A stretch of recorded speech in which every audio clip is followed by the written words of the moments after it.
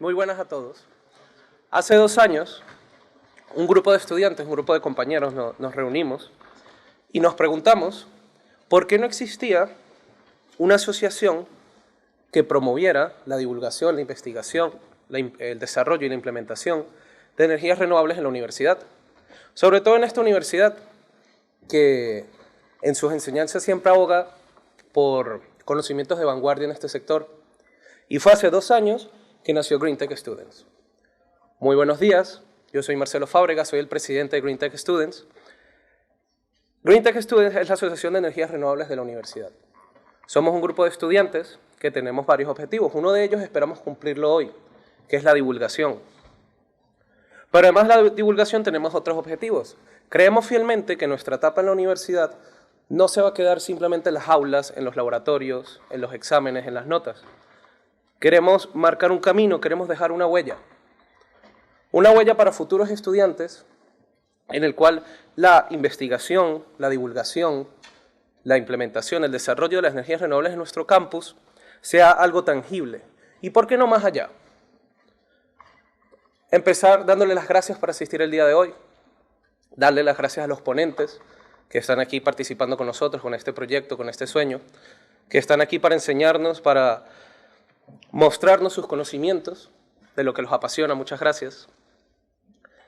Estamos estrenando un nuevo formato el día de hoy, las Green Talks.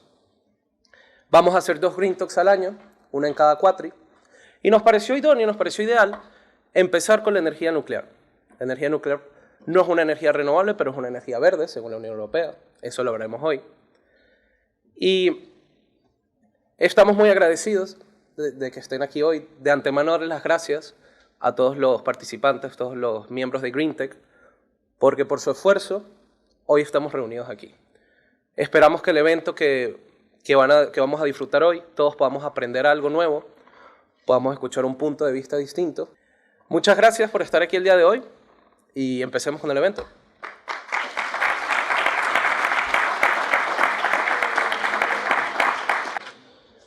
El primer ponente es el profesor Víctor Tribaldos. Muchas gracias.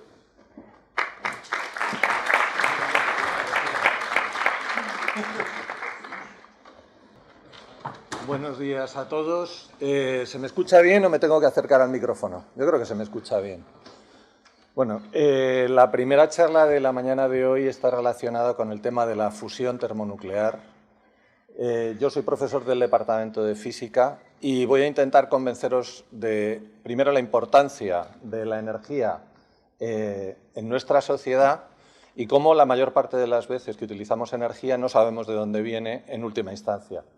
Por eso lo primero era darnos cuenta y reflexionar no solo a través de la última crisis energética que tenemos debido a la guerra en Ucrania, de lo importante que es la energía para nuestra vida. Lo que comemos, lo que vestimos, cómo venimos aquí, el confort del que disfrutamos, las tecnologías que utilizamos, de una u otra manera todas están relacionadas con el consumo de energía. Quiero que piensen ustedes, por ejemplo, cada vez que se toman una hamburguesa, la cantidad de energía que nosotros biológicamente por la alimentación obtenemos es una fracción miserable comparada con la cantidad de energía que ha hecho falta para criar a una vaca durante 3 o 4 años, alimentarla, mantenerla sana, transportar su carne, procesar su carne, preparar su carne, simplemente como una pequeña muestra. ¿Estamos todos dispuestos a renunciar a todas esas comodidades? Probablemente no. Quizá a algunas de ellas sí. Este invierno vamos a notar el frío, ya lo estamos notando en las aulas y en la universidad. ¿Vais a venir andando en vez de venir en autobús o en venir en cercanías? ¿Vais a dejar de visitar a vuestros amigos durante el verano tomando un avión? ¿Vais a coger el tren en vez de coger vuestro propio coche? ¿Vais a bajar la calefacción en casa? Bien, todas estas cosas son usos que damos a la energía. La segunda pregunta es cómo producimos la energía que utilizamos. A todos se nos viene ahora mismo a la cabeza de energía eléctrica o a lo mejor combustibles fósiles para rellenar el tanque de gasolina del vehículo. Y en última instancia, ¿cuál es el origen de la energía? Lo que para muchos de vosotros quizá os extrañe es saber que a día de hoy, en el siglo XXI, más del 40% de toda la energía que se genera en el mundo tiene su origen en el carbón. Sí, el carbón, el de la revolución industrial, el de las paladas de carbón para hacer que funcionaran los trenes. Esta es una explotación a cielo abierto, probablemente es en Australia, que es donde ahora mismo se genera, donde se comercia más con carbón. Todos entendéis que se puede quemar el carbón, que es una reacción química en la que hay una serie de hidrocarburos. Básicamente hay una estructura química de carbonos e hidrógenos que con una pequeña energía de activación lo que hace es deshacer esas cadenas de hidrocarburos y los vuelve a convertir en CO2 y en agua. De manera que cada vez que consumimos energía basada en el carbón, en realidad lo que estamos haciendo es producir energía cinética a partir de la energía potencial almacenada en una estructura química. ¿Hemos respondido a la pregunta de dónde viene la energía? No, lo único que sabemos es que la energía cinética que permite calentar agua o producir vapor de agua y mover una turbina que está metida unas palas dentro de un campo magnético, de manera que por la ley de Faraday se va a generar una fuerza electromotriz, que es como generamos la mayor parte de la electricidad, todavía no hemos contestado la pregunta. La energía cinética, que eventualmente acaba en energía eléctrica, proviene de energía química. ¿Por qué resulta que podemos quemar el carbón y no podemos quemar una piedra de granito? ¿Qué contiene el carbón que no tiene el granito o, yo qué sé, el yeso? Obviamente tiene una determinada estructura atómica, molecular de hecho, y la pregunta vuelve a ser la misma. ¿Por qué están ordenadas o asociadas de esa determinada forma los carbonos y los hidrógenos? Es una pregunta, estoy pensándolo. ¿Por qué están organizados de esa manera? ¿Quién ha colocado esos carbonos y esos hidrógenos en esa estructura?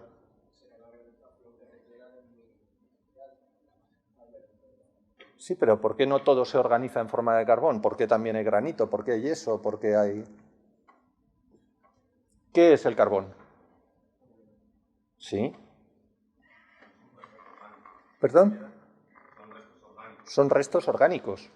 Son restos orgánicos. De hecho, lo que conocemos como carbón se produce en un periodo geológico que se llama periodo carbonífero, en el cual los residuos principalmente de plantas, de árboles, se quedaron fosilizados, se han quedado enterrados, y ese periodo carbonífero, que fue durante el que se estuvieron acumulando esas grandes masas de carbono, duró alrededor de unos 200 millones de años.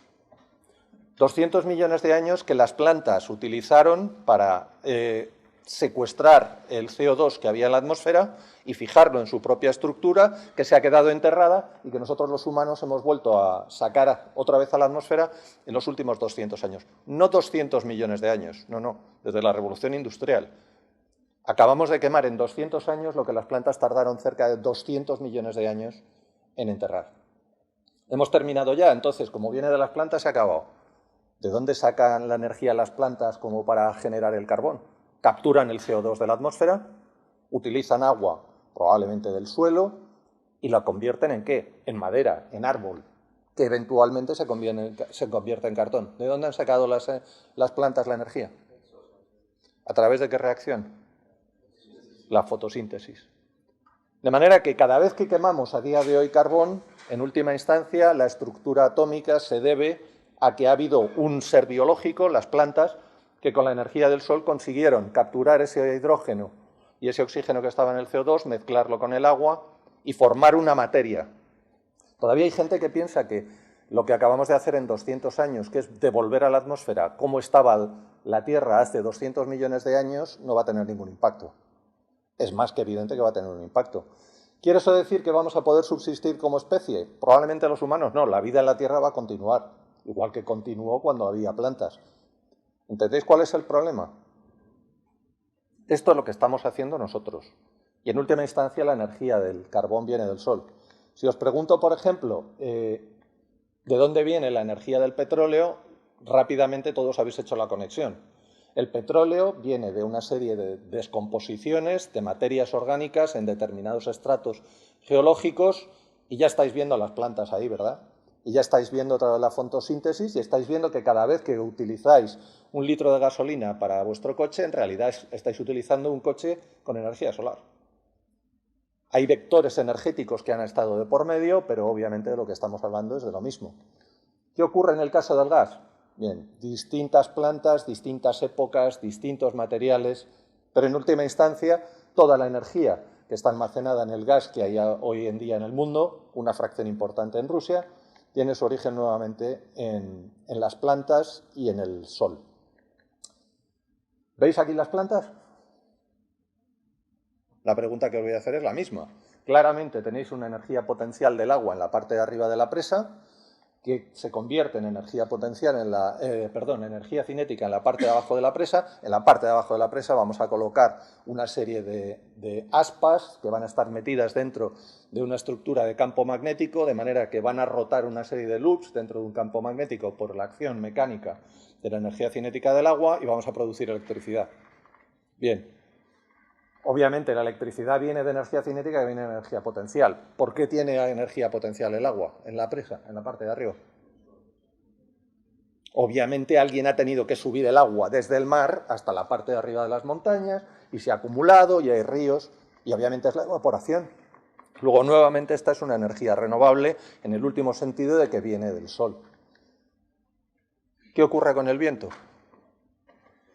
Convertimos energía cinética del aire en energía, esta energía cinética se transforma a través de ya estáis viendo ahí directamente las aspas de los molinos, lo que os podéis imaginar que hay dentro de estas cabezas, encima de las torres, son una serie de bobinas metidas dentro de un campo magnético y la acción mecánica de mover las hélices son lo que genera electricidad. ¿De dónde viene la energía cinética del aire? Lo que llamamos viento es energía cinética del aire. Si tenemos una atmósfera que es un sistema básicamente cerrado a volumen constante, el viento se produce por diferencias de presión. Y las diferencias de presión están provocadas por diferencias de temperatura. ¿Quién calienta la atmósfera? El sol. Luego, cada vez que utilizamos energía eléctrica proveniente de un parque eólico, estamos convirtiendo la energía del sol. Por cierto, las plantas son extraordinariamente ineficientes a través de la fotosíntesis de capturar la energía del sol. Las más eficientes están en torno a un 3% de eficiencia de energía solar a energía química, si queremos. Estos aerogeneradores son relativamente eficientes, igual que, por ejemplo, el sistema hidroeléctrico. La conversión de energía cinética en energía eléctrica a través de la ley de Faraday es bastante eficiente. Quemar cosas es ineficiente, porque para mover esto necesitamos que el aire se mueva en una sola dirección. Cuando quemamos petróleo, gas o carbón, las partículas salen despedidas por la reacción química en todas direcciones y no nos valen todas. Nosotros cuando queremos realizar un trabajo nos interesa que vaya en una dirección. Luego habitualmente solo conseguimos un tercio de la eficiencia. ¿Alguien ve las plantas aquí y la acción del sol? Sí, ¿no? ¿Cómo se llaman estas plantas en inglés? Está el sol otra vez de medias. Hay gente también que piensa que la biomasa es una forma de generar energía de forma renovable. Nuestros abuelos o nuestros ancestros quemaban madera en las chimeneas o en los fuegos para alimentarse y para darse calor. Bien, el impacto que tenía era relativamente menor. El impacto actual es infinitamente más grande, porque resulta que nosotros nos sentimos en Europa principalmente muy contentos con nosotros mismos porque parte de los combustibles fósiles que están en los tanques de gasolina de nuestros vehículos llevan una parte que es basada en la biomasa. En realidad es un error, porque como os he dicho, las plantas son muy ineficientes a la hora de capturar la energía. Y además lo que nosotros utilizamos para quemar, porque literalmente lo que hacemos es con una eficiencia del 30%, es quemar en nuestros coches, en realidad en otras partes del mundo lo utilizan ¿para qué? Para alimentarse. Entonces estamos haciendo subir artificialmente el precio de algunas materias primas para consumir en nuestros coches pensando que así contaminamos menos y estamos causando un problema más grave a otro nivel. Como os decía, si tenemos 200 millones de años, la biomasa funcionaría. Nos esperamos 200 millones de años, ellas vuelven a capturar todo el CO2 y dentro de 200 millones de años quemamos otra vez todo en un par de siglos. ¿Alguien ve las plantas aquí? ¿Alguien ve al sol? De esto es de lo que vamos a hablar, o una parte de esto es de lo que vamos a hablar aquí hoy. En realidad no podéis ver al sol porque toda la energía nuclear que se ha generado en nuestro planeta no tiene su origen en el sol. De ninguna manera.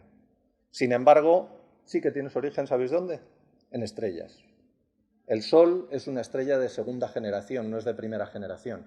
Las estrellas queman su combustible, de eso es de lo que voy a hablar en un momentito, queman su combustible y tienen una determinada vida. Empiezan a quemar un tipo de combustible, empiezan a calentarse, queman otro tipo de combustible y eventualmente, dependiendo de su masa, acaban convirtiéndose en un agujero negro, en una estrella de neutrones, que pueden ser una enana blanca o en una enana marrón, y eventualmente también pueden acabar explotando y se convierten en supernovas. Cuando explotan y se convierten en supernovas, todo aquello que se había cocinado dentro de su horno nuclear sale despedido al universo. Y nuevamente, por efecto gravitatorio, se condensa en determinadas masas. Algunas de ellas contienen suficiente combustible como para convertirse nuevamente en estrellas. Nuestro Sol es un ejemplo de ello. Hay otras que no alcanzan la masa suficiente como para que en su interior se produzcan las reacciones de las que vamos a hablar. Y entonces son lo que nosotros conocemos como ¿qué? Como planetas. Nuestro planeta está formada por debris o por residuos de explosiones de supernovas que no han conseguido tener la masa suficiente como para volver a ponerse a funcionar. Nuestro Sol sí que lo hace. Y lo que encontramos nosotros en nuestra corteza son elementos que se formaron dentro de esas explosiones. Entre ellos, por ejemplo, algunos de los elementos fisibles, que son los que se utilizan como combustible en este tipo de reactores. Luego, aunque no lo veáis directamente, sí que hay una estrella involucrada, incluso en los materiales que hacen falta para la energía nuclear de fisión que se utiliza en nuestro planeta en este momento. Esto pretendía ser un chiste, no sé si os hace gracia. A algunos de nuestros contertulios a lo mejor les va a hacer algo más de gracia. Es el tipo de reactores en los que trabaja Homer. La energía solar, supongo que aquí veis todos al Sol directamente. Para daros una idea, la radiación solar que llega hasta la Tierra, un poquito más os contaré en un instante, es de aproximadamente 1 kilovatio por metro cuadrado. 1 kilovatio por metro cuadrado. Estamos lejísimos del Sol, estamos a 8 minutos luz, a unos 150 millones de kilómetros, y aún así la pequeñísima parte de la energía del Sol que atraviesa nuestra atmósfera da como para tener 1 kilovatio por metro cuadrado. Probablemente si llenásemos algo del tamaño de un poquito más grande de la Comunidad de Madrid, un poco más grande que la Comunidad de Madrid, podríamos dar energía eléctrica a básicamente casi toda Europa. Para daros una idea, obviamente estaríamos todos bajo, aparte de toda la energía que hace falta para construir estos paneles. Pero es para daros una idea aproximada de la cantidad brutal de energía que ha entrado en la Tierra a lo largo de los últimos 4.500 millones de años y que ha dado lugar a básicamente casi todo lo que vemos. Estos paneles, los actuales, tienen una eficiencia, os decía hace un momento que las plantas tienen una eficiencia del 3%. Los paneles tienen una eficiencia, incluso los baratos, de en torno al 15%. Son bastante más eficientes que las plantas. Este es el responsable de todo lo que estaba hablando. Antes de seguir, ¿echáis de menos alguna otra fuente de energía? La geotérmica se ha producido básicamente por la compresión gravitatoria y algunos de los elementos radiactivos que hay en el centro de la Tierra. Luego, de una manera mejor o peor, sería parecida a la nuclear en un sentido y a la gravitatoria en otra. Tiene un efecto, digamos, tiene dificultades porque se pensaba el tener un intercambiador de calor con el suelo. El problema que tenemos es que le podemos sacar energía, pero la eficiencia, como todos los que habéis cursado termodinámica sabéis, depende de la diferencia del cociente de temperaturas entre el foco frío y el foco caliente. Tendríamos que meternos muy profundamente para conseguir una diferencia de temperatura suficiente. Y para que os hagáis una idea, la excavación más profunda que ha hecho el ser humano la realizaron los soviéticos hace como unos 40 años aproximadamente y tardaron 20 años en hacer un túnel, que no era mucho más grande que esto, de solo 12 kilómetros de profundidad. Nuestro radio, el radio de la Tierra, es de 6.400 kilómetros, luego os podéis imaginar que no es muy eficiente. ¿Alguna otra fuente de energía? Esa es a la que yo me refería. La de la Luna ya es peor, pero la mareomotriz es una evidente. Utilizar básicamente el efecto de las mareas que vienen provocadas por la Luna. ¿Alguien ve al Sol involucrado de alguna u otra manera esa energía? No, es más complicado todavía. ¿Qué ocurriría si el planeta en el que vivimos, en vez de estar a la distancia a la que está del Sol, estuviera mucho más cerca? No, aparte de que nosotros no estaríamos aquí, pero ¿tendríamos agua? ¿Tendríamos agua en los océanos? No, se habría evaporado, no habría energía mareomotriz. ¿Y qué ocurriría si estuviésemos un poco más lejos? Estaría congelado, tampoco tendríamos mareomotriz. Luego, realmente la Tierra vive a la distancia justa del Sol como para tener agua. Sin el Sol no podríamos utilizarla. ¿Alguna más? Bueno, os presento al amigo. El amigo está, como os decía, a unos 8 minutos. Tardaríamos 8 minutos en darnos cuenta de que ha explotado. Tiene un tamaño gigantesco. Para haceros una idea, ahora mismo intentaré que aparezca por aquí, no sé si se va a ver. No sé si se va a ver. Sí, este puntito es básicamente del mismo tamaño que el puntero láser. Este sería el tamaño de nuestro planeta Tierra y a la misma escala este es el tamaño del Sol. El volumen, como sabéis, depende del radio al cubo. Este señor es básicamente imperceptible, este señor es gigantesco. No, obviamente no estamos a esa distancia, de estar a esa distancia nos habríamos evaporado. Algunas de las llamas solares cubrirían esto completamente.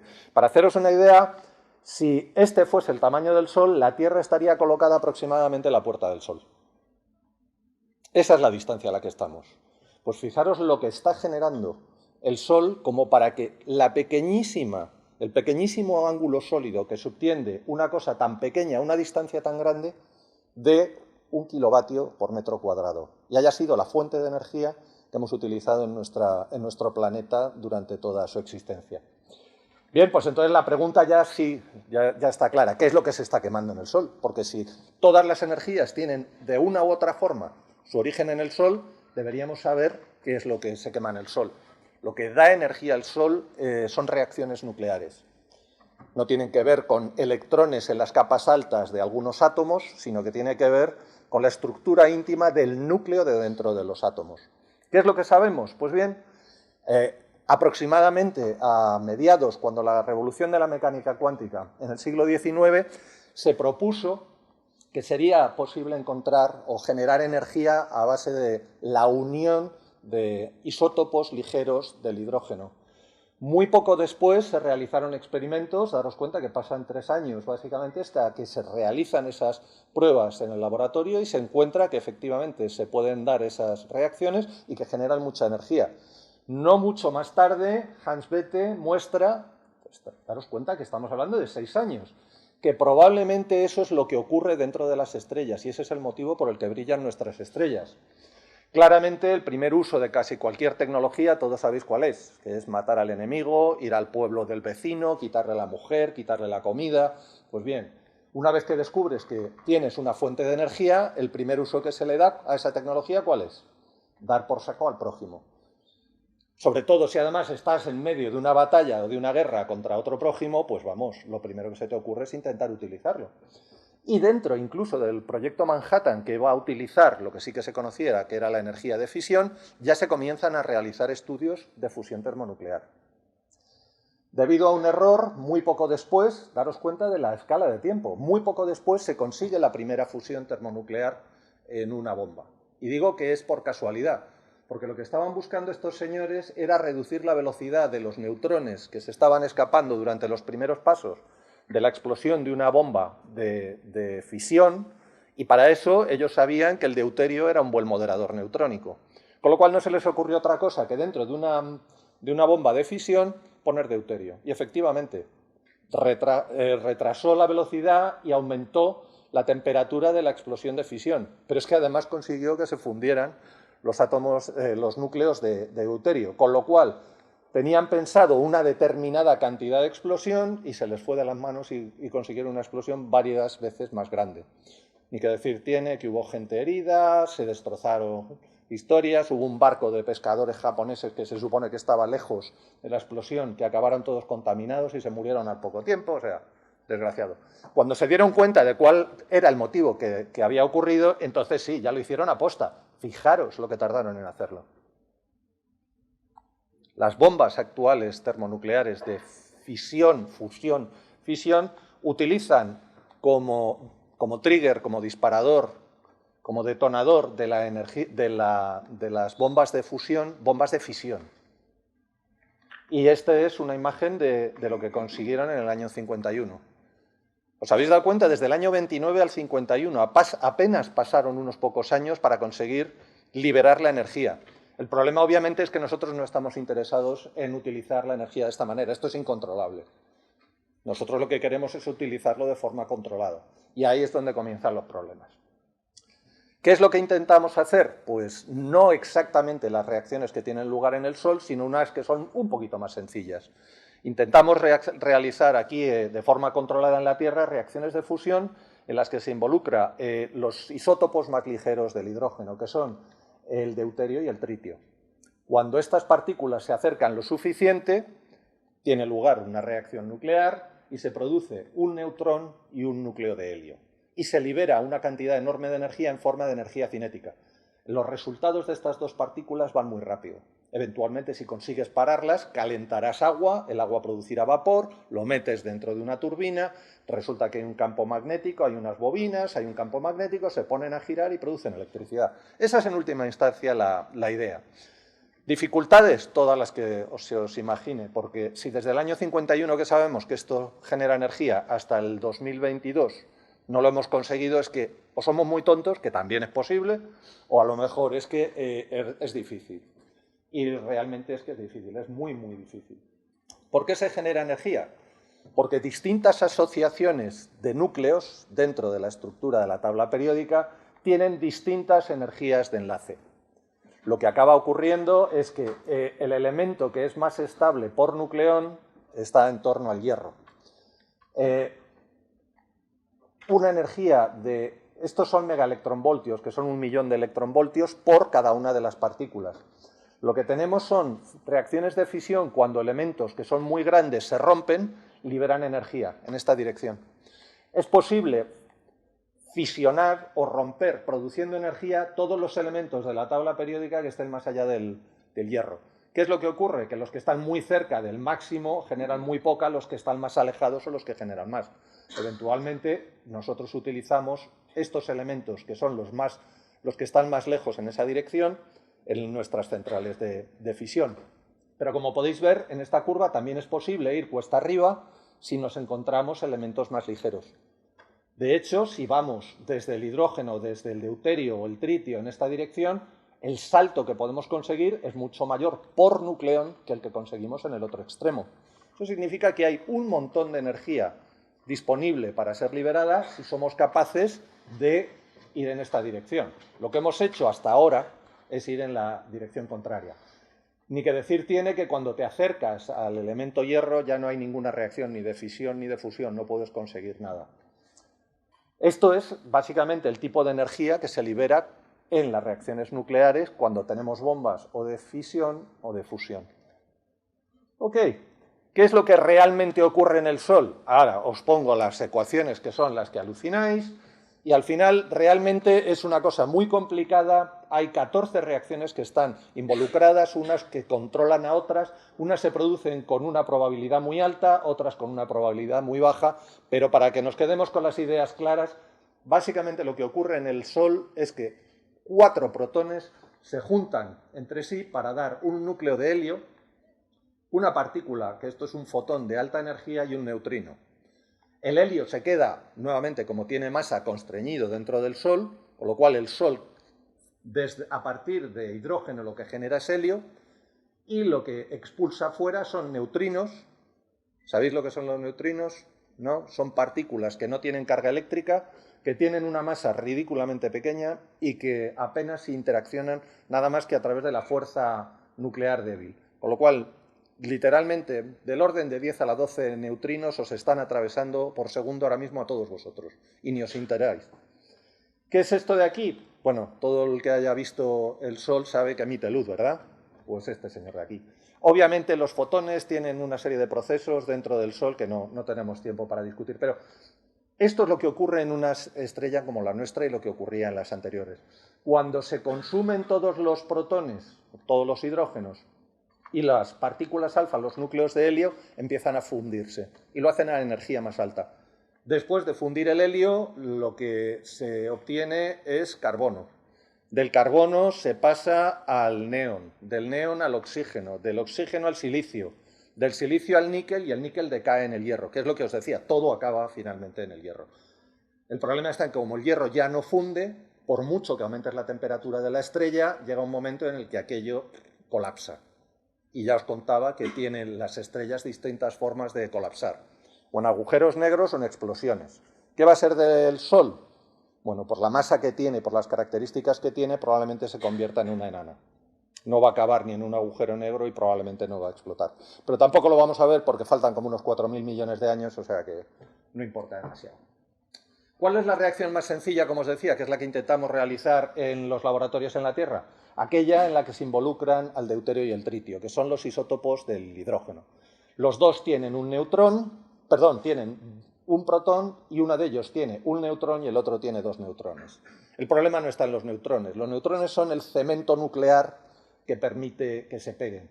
El problema está en los protones, como os podéis imaginar.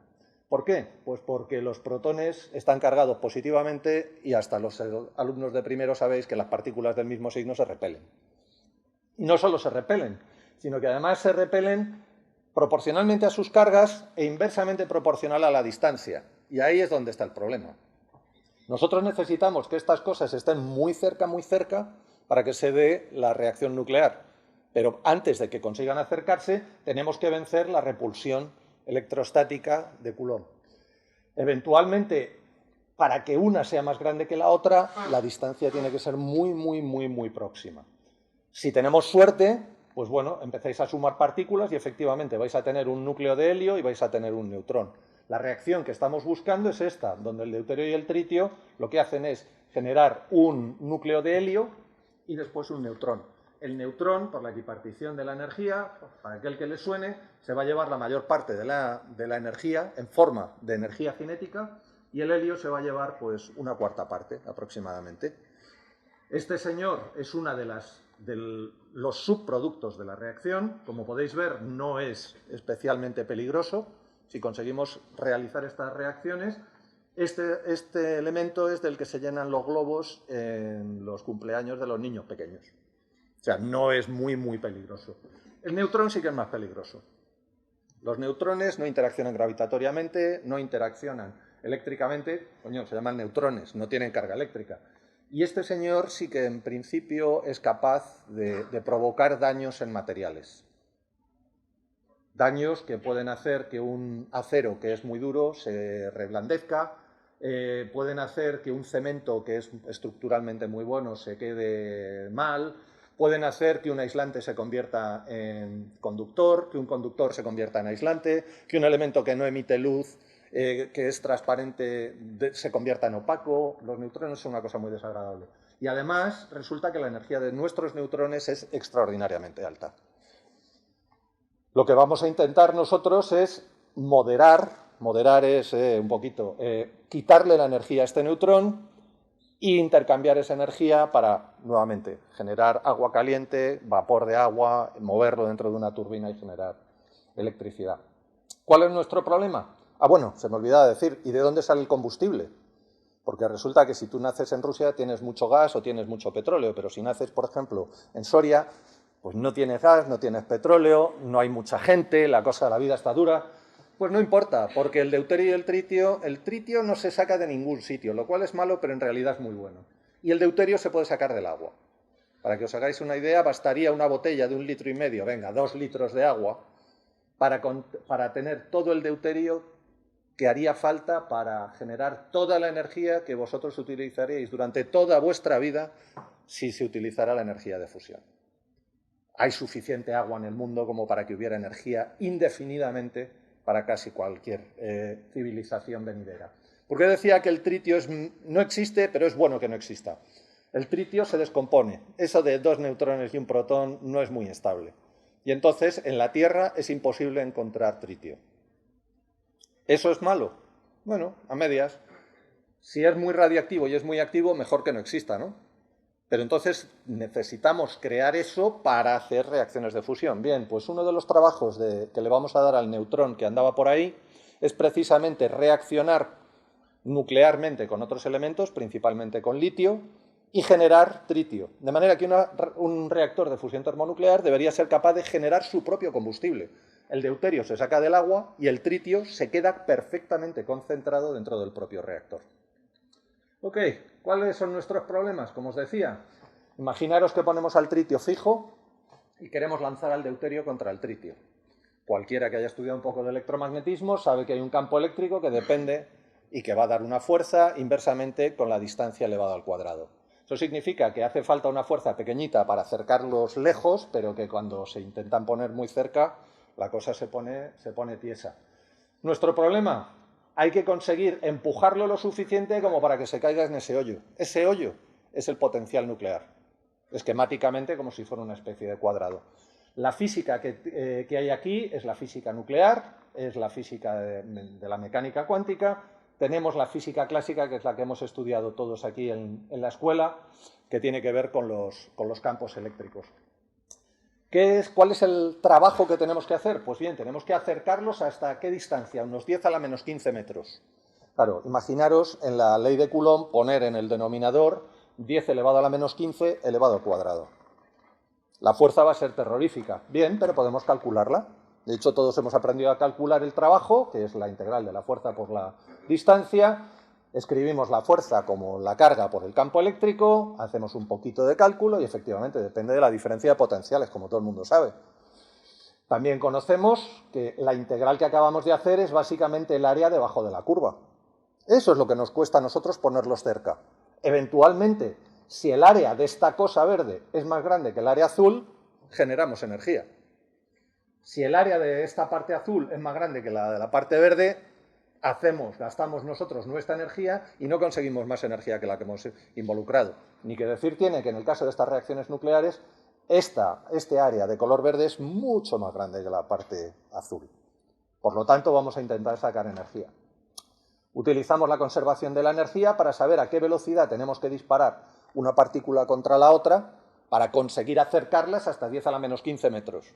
Hacemos los números y nos sale 500.000 de electronvoltios. Que hombre, si lo ponemos en julios es una cosa miserable. Vamos, esto es muchísimo más. La energía que gasta en levantar esto es infinitamente más grande que el 500.000 de electronvoltios. Entonces, ¿por qué no lo conseguimos? Hay varias razones. La primera de ellas es que esto es para cada par de partículas.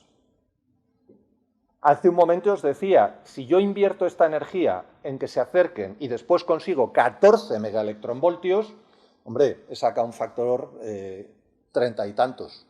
Luego esto multiplica la energía de forma considerable. El segundo problema tiene que ver con estas energías y con esas unidades. Si en vez de ponerlo en julios lo pongo en grados, es cuando nos llevamos la primera sorpresa. Esa cosa significa que el gas lo tenemos que calentar aproximadamente a 100 millones de grados centígrados. Supongo que os daría igual que en vez de poner centígrados ponga Kelvin, ¿no? 273 arriba abajo, cuando estoy hablando de 100 millones, no va a ningún lado. Ese es nuestro problema. Si intentamos calentar o darle energía a las partículas para que se muevan a esas velocidades, bueno, que vamos a pasar un mal rato. Si pones un hornillo en el fuego e intentas llevarlo a 100 millones de grados, bastante antes se te va a fundir la cocina y el edificio y, por supuesto, el hornillo, que es de lo que estamos. ¿Por qué?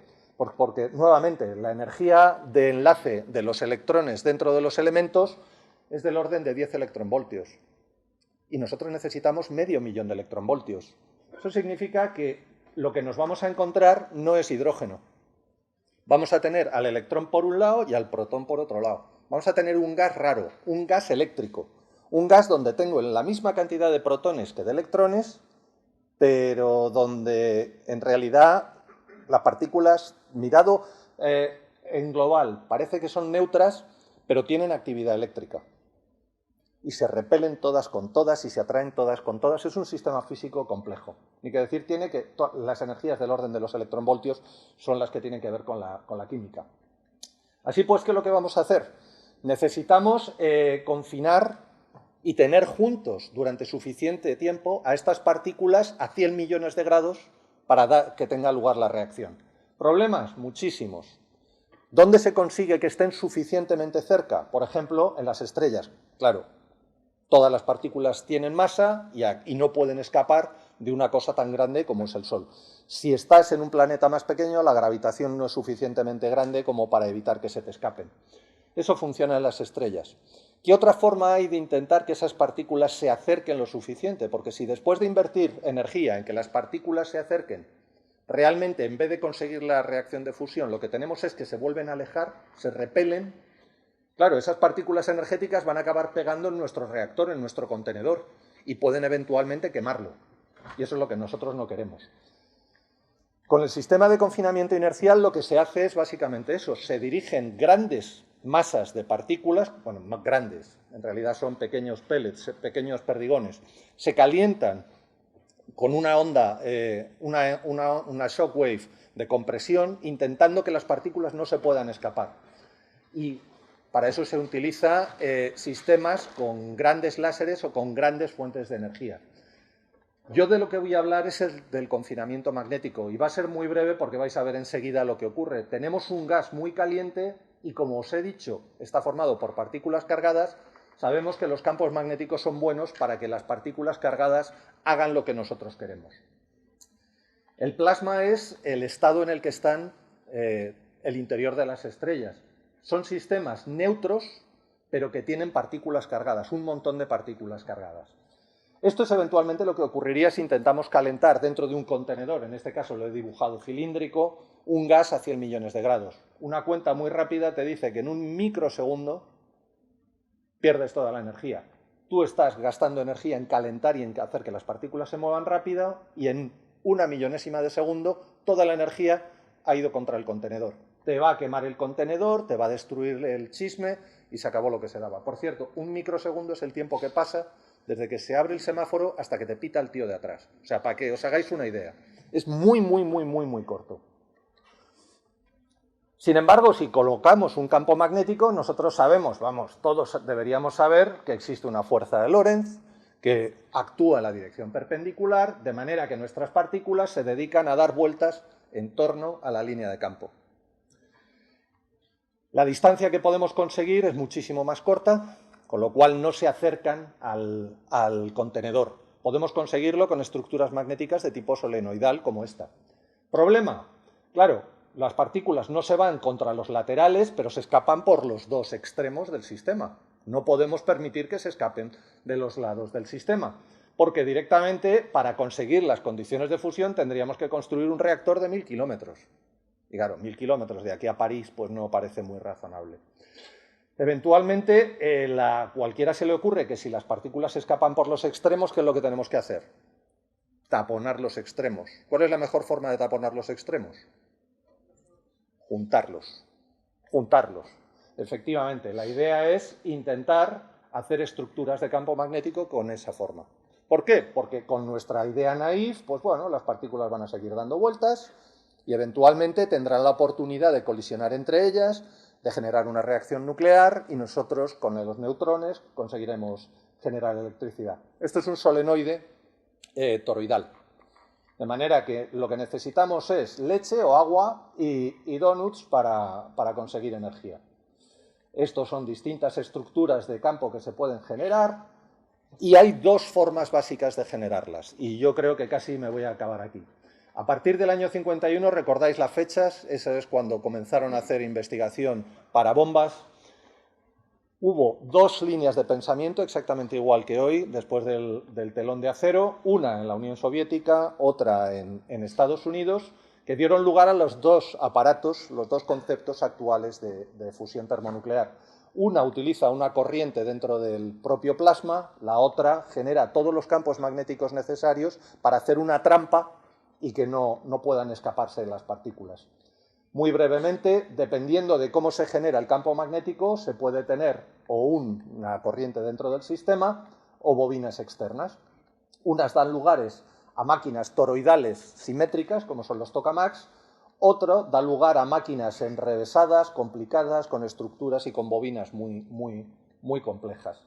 Esto es una imagen del tokamak más grande que ahora mismo en operación del mundo. Comenzó a funcionar en 1982, creo recordar. No, 72, 76. Fue a través de la crisis del petróleo. Sigue en funcionamiento todavía a día de hoy Nos hemos acercado mucho más a las condiciones de fusión, pero todavía no son suficientes.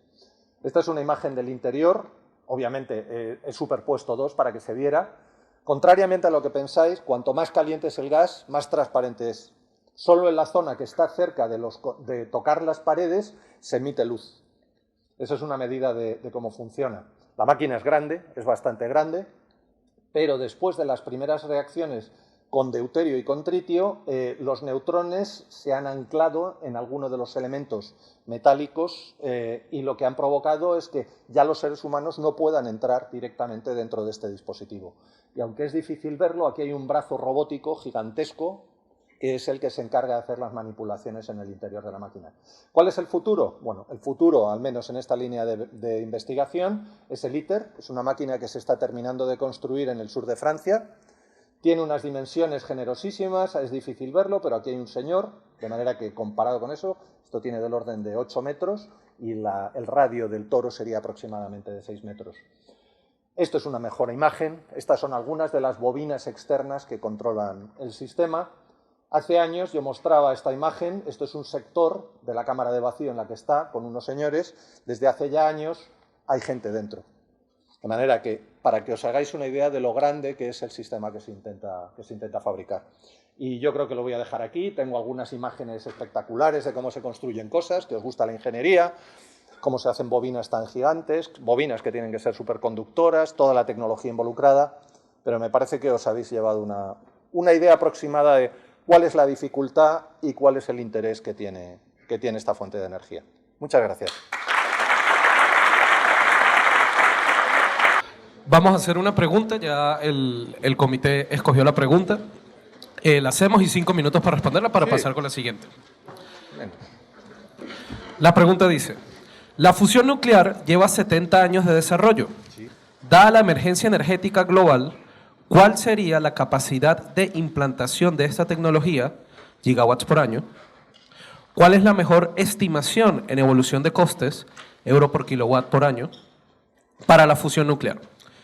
Y por último, ¿cuál es la mayor amenaza tecnológica para no cumplir o retrasar el desarrollo tecnológico? Bien, sí, perfecto. Bien, ¿cuál es el impacto, cuál es el papel de la fusión nuclear en el esquema del problema energético que tenemos? Ninguno. Tenemos que encontrar una solución para la generación de energía en la próxima generación a base de consumir menos, a base de implantar energías renovables, porque claramente la energía de fusión no va a estar disponible en los próximos años. Eso para que lo tengamos todos claro. ¿Quiere eso decir que no tenemos que seguir investigando? Todo lo contrario, tenemos que seguir investigando en energía de fusión, porque si la humanidad tiene algún futuro en este planeta, obviamente necesitamos una forma de generar energía abundante, medioambientalmente sostenible, inagotable, y la energía de fusión cumple todos esos requisitos. Hace unos años dirigí un TFG de un compañero de la titulación de grado en energía, en el que intentábamos estimar cuál era la cantidad de reactores nucleares de 1 gigavatio que harían falta para poder prescindir del consumo de todos los combustibles fósiles. Daros cuenta que no estoy hablando ni de cómo transportar esa electricidad, ni de cómo almacenar esa electricidad, simplemente la energía que ahora mismo consumimos quemando, literalmente quemando combustibles fósiles, si pudiéramos generarla de forma eléctrica, ¿cuántos reactores harían falta? Los números salían del orden de unos 5.000. 5.000 reactores nucleares de 1 gigavatio. Luego nos van a explicar que los nuevos reactores, a lo mejor en vez de 1 gigavatio, son capaces de dar más. Me da igual. 5.000. ¿Sabéis cuántos reactores nucleares hay ahora mismo instalados en el mundo? En los últimos 60 años, ¿cuántos hemos fabricado en todo el planeta? Unos 400. Venga, 500. ¿Cuánto tiempo tardaríamos en fabricar otros 5.000? ¿Es una solución al problema energético? No. Incluso me da igual si son de fisión o si son de fusión. Llegamos tarde. Aunque pudiéramos conseguir que toda esta máquina funcionara correctamente, cosa que todavía no está clara. ¿Por qué? Porque se trata de un experimento científico. Un experimento científico como la Torre de Babel requiere de que todos los países básicamente civilizados del mundo colaboren en un solo proyecto. ¿Sabéis cómo acabó lo de la Torre de Babel, no? Bueno, esperemos que esto funcione mejor. Pero claramente hacen falta todos los países para juntarse con este sistema de funcionamiento. ¿Eventualmente conseguiremos que funcione? Yo probablemente no lo vea, pero a mí me parece que sí que tiene visos de realidad. ¿Qué vamos a hacer hasta que consigamos suficientes centrales de fisión limpias, no contaminantes, que sean capaces de generar energía ilimitadamente, porque básicamente partimos a partir del agua? Pues probablemente hasta dentro de 100 años yo diría que no vamos a tener suficiente energía de este estilo. ¿Qué vamos a hacer entre medias? Eso es lo que os toca hacer a vosotros y os va a influir más a vosotros que a mí. Yo ya no voy a estar aquí cuando tengamos un problema con el nivel del mar o cuando tengamos plagas o no podamos cultivar o la temperatura sea elevadísima. ¿He respondido más o menos la pregunta? ¿Sí?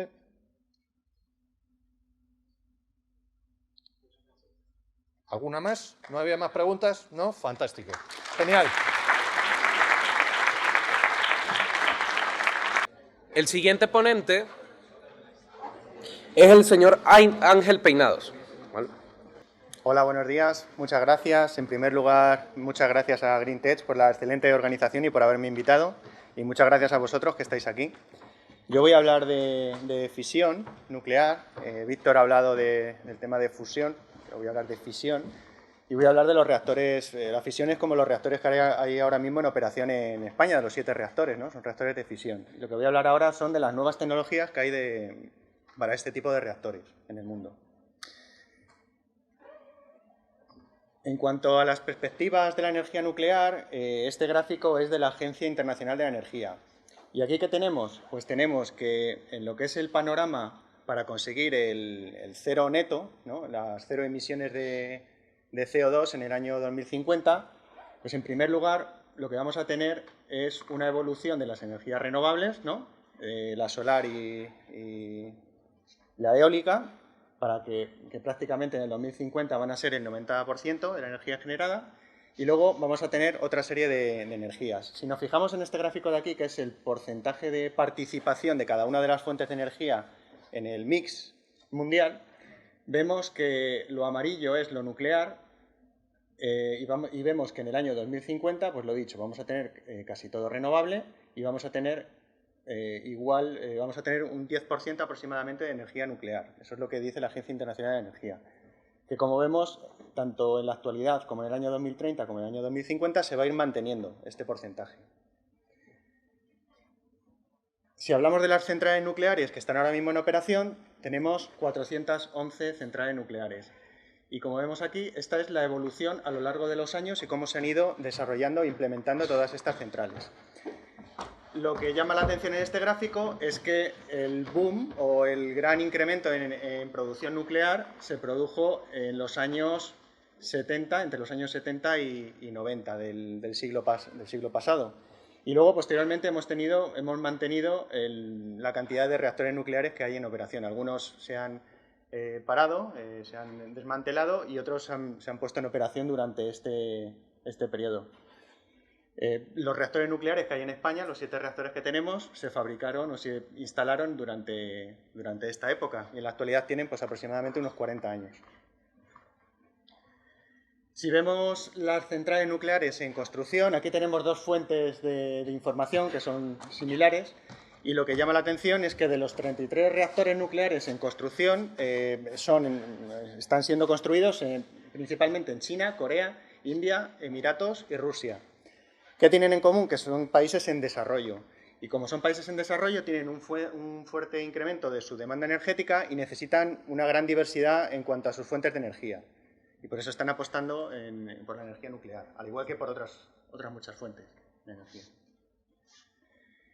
Y si nos fijamos, esto es un poco lo mismo, pero con otro gráfico en el que veis el mapa. Y aquí lo que vemos es que hay dos países que son los mayores constructores de energía nuclear. Rusia, que por un lado es un exportador de reactores, como vemos tiene 3 reactores que los está construyendo en su propio país y el resto los está exportando a distintos países, como son India, Bangladesh, Irán, Turquía, Eslovaquia y Bielorrusia. China es también un tecnólogo de reactores nucleares, un productor de reactores nucleares, pero es un consumidor interno, digamos que todos los está construyendo en su propio país. Y llama la atención que hay una diferencia entre la parte asiática y la parte de Occidente, ¿no? En cuanto a construcción, llama bastante la atención. En cuanto a Estados Unidos, tenemos 2 reactores, que es la central de Vogtle, que son dos reactores AP1000 de 1100 megavatios cada uno, de tecnología Westinghouse.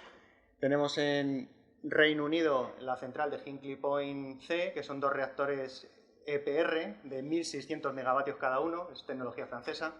Y luego tenemos en Francia uno que es Flamanville, que también está en construcción, que es también un EPR. EPR es el reactor de agua presurizada evolucionado, ¿no? Se llama, que es de tecnología francesa también.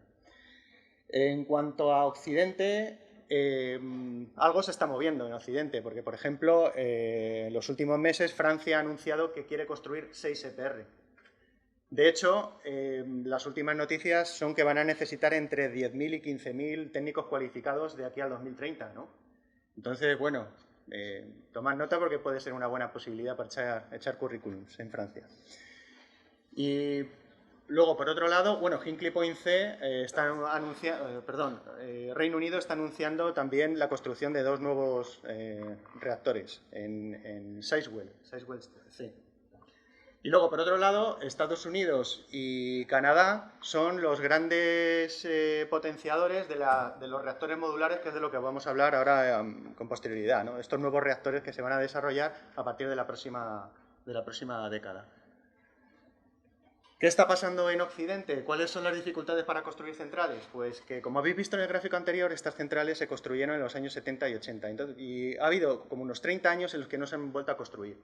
Entonces ha perdido experiencia a la hora de construirlas y esto ha llevado a que los nuevos proyectos pues, están teniendo dificultades en cuanto a elevados costes de construcción, se están disparando los costes, muchas veces son el doble de lo que estaba previsto. La ejecución es compleja porque las centrales tradicionales son muy grandes, como las que veis ahí. Son centrales complejos muy grandes. Centrales, como hemos dicho, de entre 1.100 megavatios y 1.600. Y hay unos requisitos regulatorios estrictos. Siempre hay un regulador en cada país.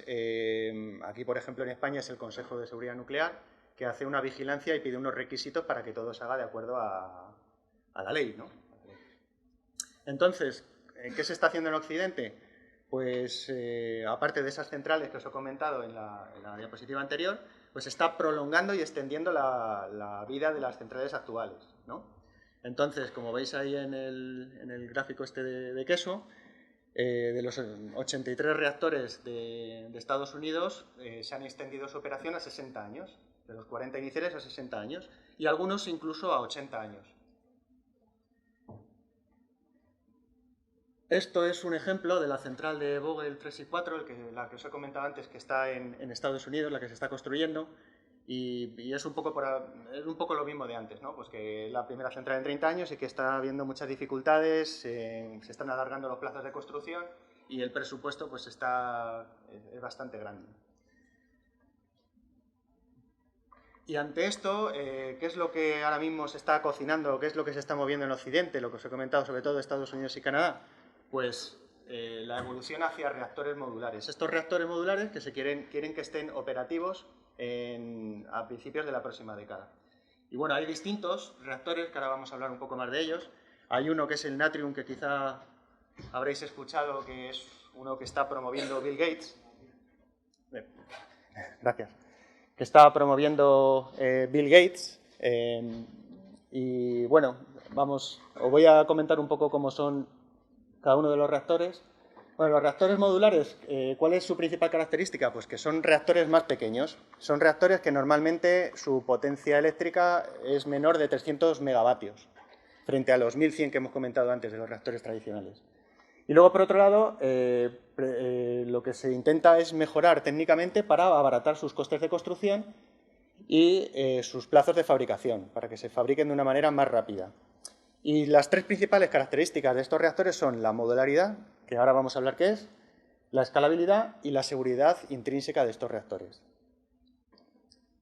¿Qué es la modularidad? Pues que lo que se quiere es que estos reactores principalmente se construyan en fábricas, no en el emplazamiento de la propia central, sino que se construyan en grandes módulos en fábrica para intentar abaratar costes. Por ejemplo, muchos de vosotros estudiáis el grado de energía y estaréis viendo ahora los reactores, por ejemplo, de agua presurizada. Este es uno de ellos, un reactor modular que se llama NuScale, de agua presurizada.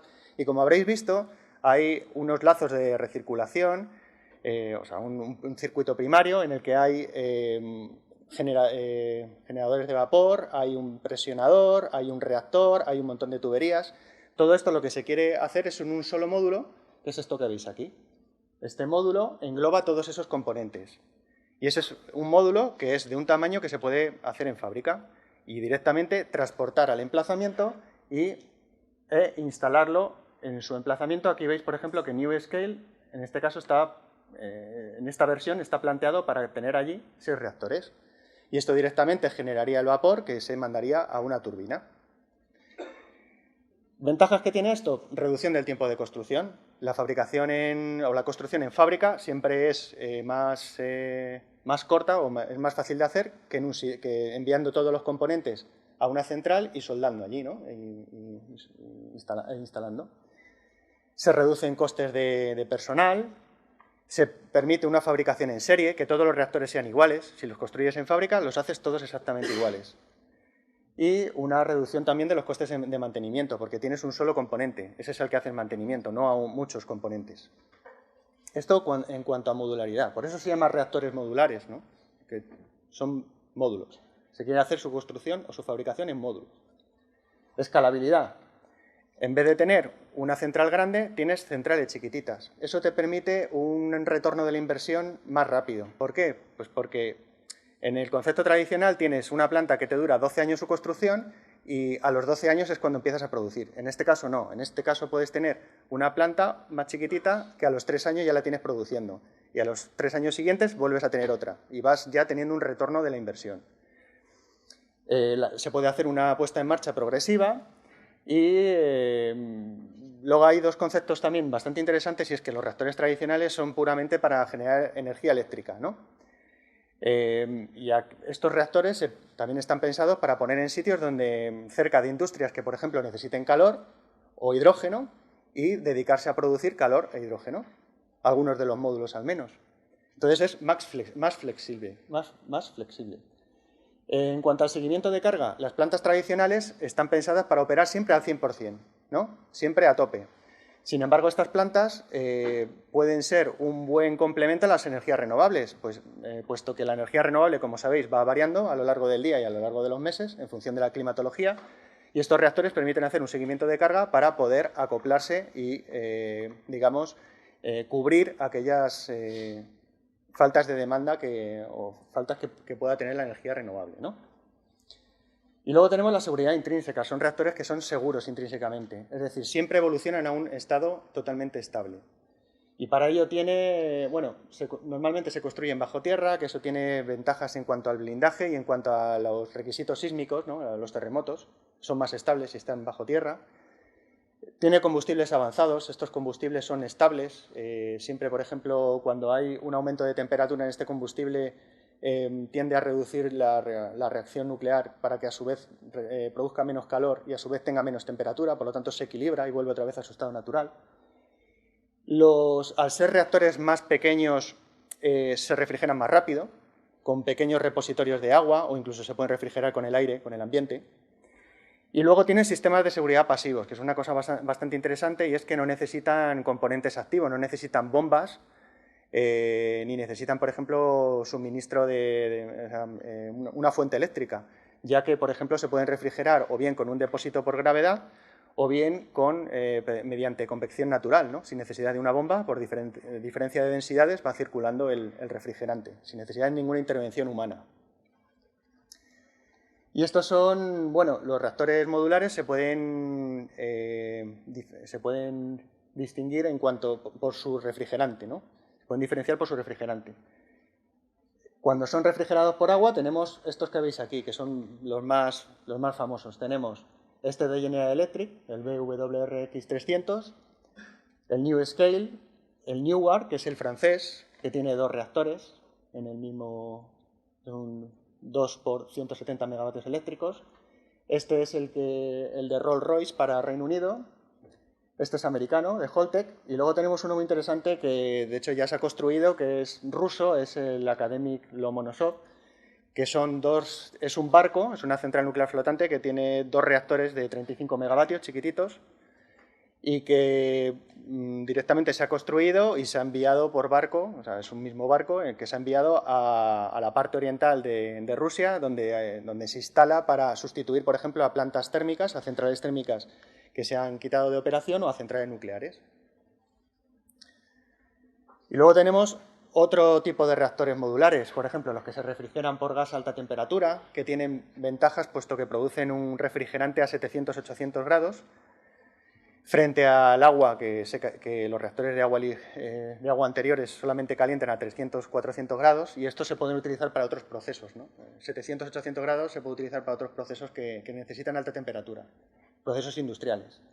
Luego tenemos los refrigerados por metales líquidos, que este es el Natrium que hemos hablado antes, que apoya Bill Gates. Y luego tenemos el Moltex, que son refrigerados por sales fundidas. Este, por ejemplo, es interesante porque quema residuos nucleares de las plantas de fisión actuales. Y, por lo tanto, al quemarlos reduce su nivel de actividad, ¿no? La cantidad de años que van a permanecer activos esos residuos. Y otro tipo de reactores modulares es los microreactores, que son microreactores porque están pensados para llevar en un contenedor, como veis ahí, tiene unas dimensiones muy reducidas, son soluciones plug and play, es decir, que tú lo llevas en tu camión y lo instalas donde quieras. Está pensado para zonas remotas, por ejemplo, instalaciones militares, industrias que puedan estar, por ejemplo, en zonas muy alejadas y para centros de investigación científica. El combustible directamente se monta en fábrica, es como una gran pila que te dura 40, 50, 60 años y no necesita ser reemplazado el combustible. Y bueno, estos son algunos de los ejemplos. Este es uno de los más populares de Westinghouse, el E-Vinci. Y en fin, esto es un poco el... No sé si tenéis alguna pregunta, esta ha sido un poco la visión global.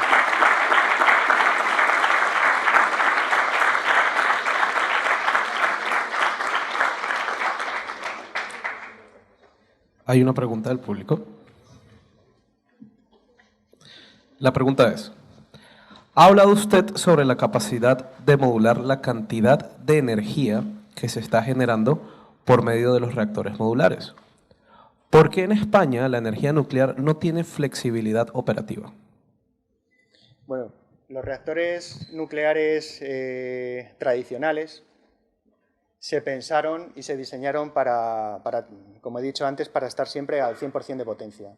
Porque lo que es el mix energético o en la red eléctrica de un país, siempre hay unas fuentes de energía que necesitas que sean estables, ¿no?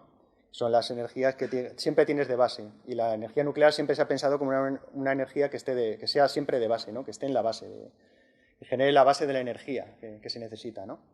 No obstante, algunas de las centrales nucleares españolas sí que pueden y tienen cierto margen para ser flexible su operación. Pero siempre, digamos, dentro de unos márgenes, ¿no? A lo mejor entre el 100% y el 70%, el 80%. Hay veces que tienen que reducir carga por ciertos procedimientos que hay que hacer internos y pueden bajar carga, pero normalmente están diseñadas para operar en base, o sea, a tope de potencia. Hay algunas que sí que pueden operar, hacer varias pequeñas variaciones. Pero vamos, los reactores modulares, lo que estamos hablando es que tendrían mucha más capacidad de hacer esa regulación de la energía del país.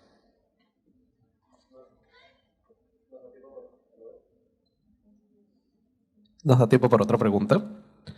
La pregunta dice así, del público. La central nuclear de Hinkley Point maneja grandes números. Son 20 años, 20 millones y 100 euros por megavatio hora. ¿Podemos permitirnos invertir en estos plazos, inversiones y costes dada la emergencia energética? ¿Se entendió la pregunta? Sí, creo que el sentido de la pregunta un poco mal redactada, sí. Bueno, en cuanto En cuanto a, el primer punto son los costes de inversión, ¿no? Los costes de inversión, si ahora mismo se baraja que esas son las cifras que cuesta una central nuclear. Pero también es una central que va a generar, son 2 reactores de 1.600 megavatios cada uno, ¿no? Que va a generar mucha energía durante muchos años. Y de hecho el gobierno de Reino Unido ahora mismo va a apoyar otra nueva central. La semana pasada salió la noticia que el gobierno de Reino Unido va a financiar la nueva central de Sizewell C, que va a ser exactamente igual. O sea que sí que le salen los números y sí que parece algo bastante... Eso con respecto a los costes de inversión.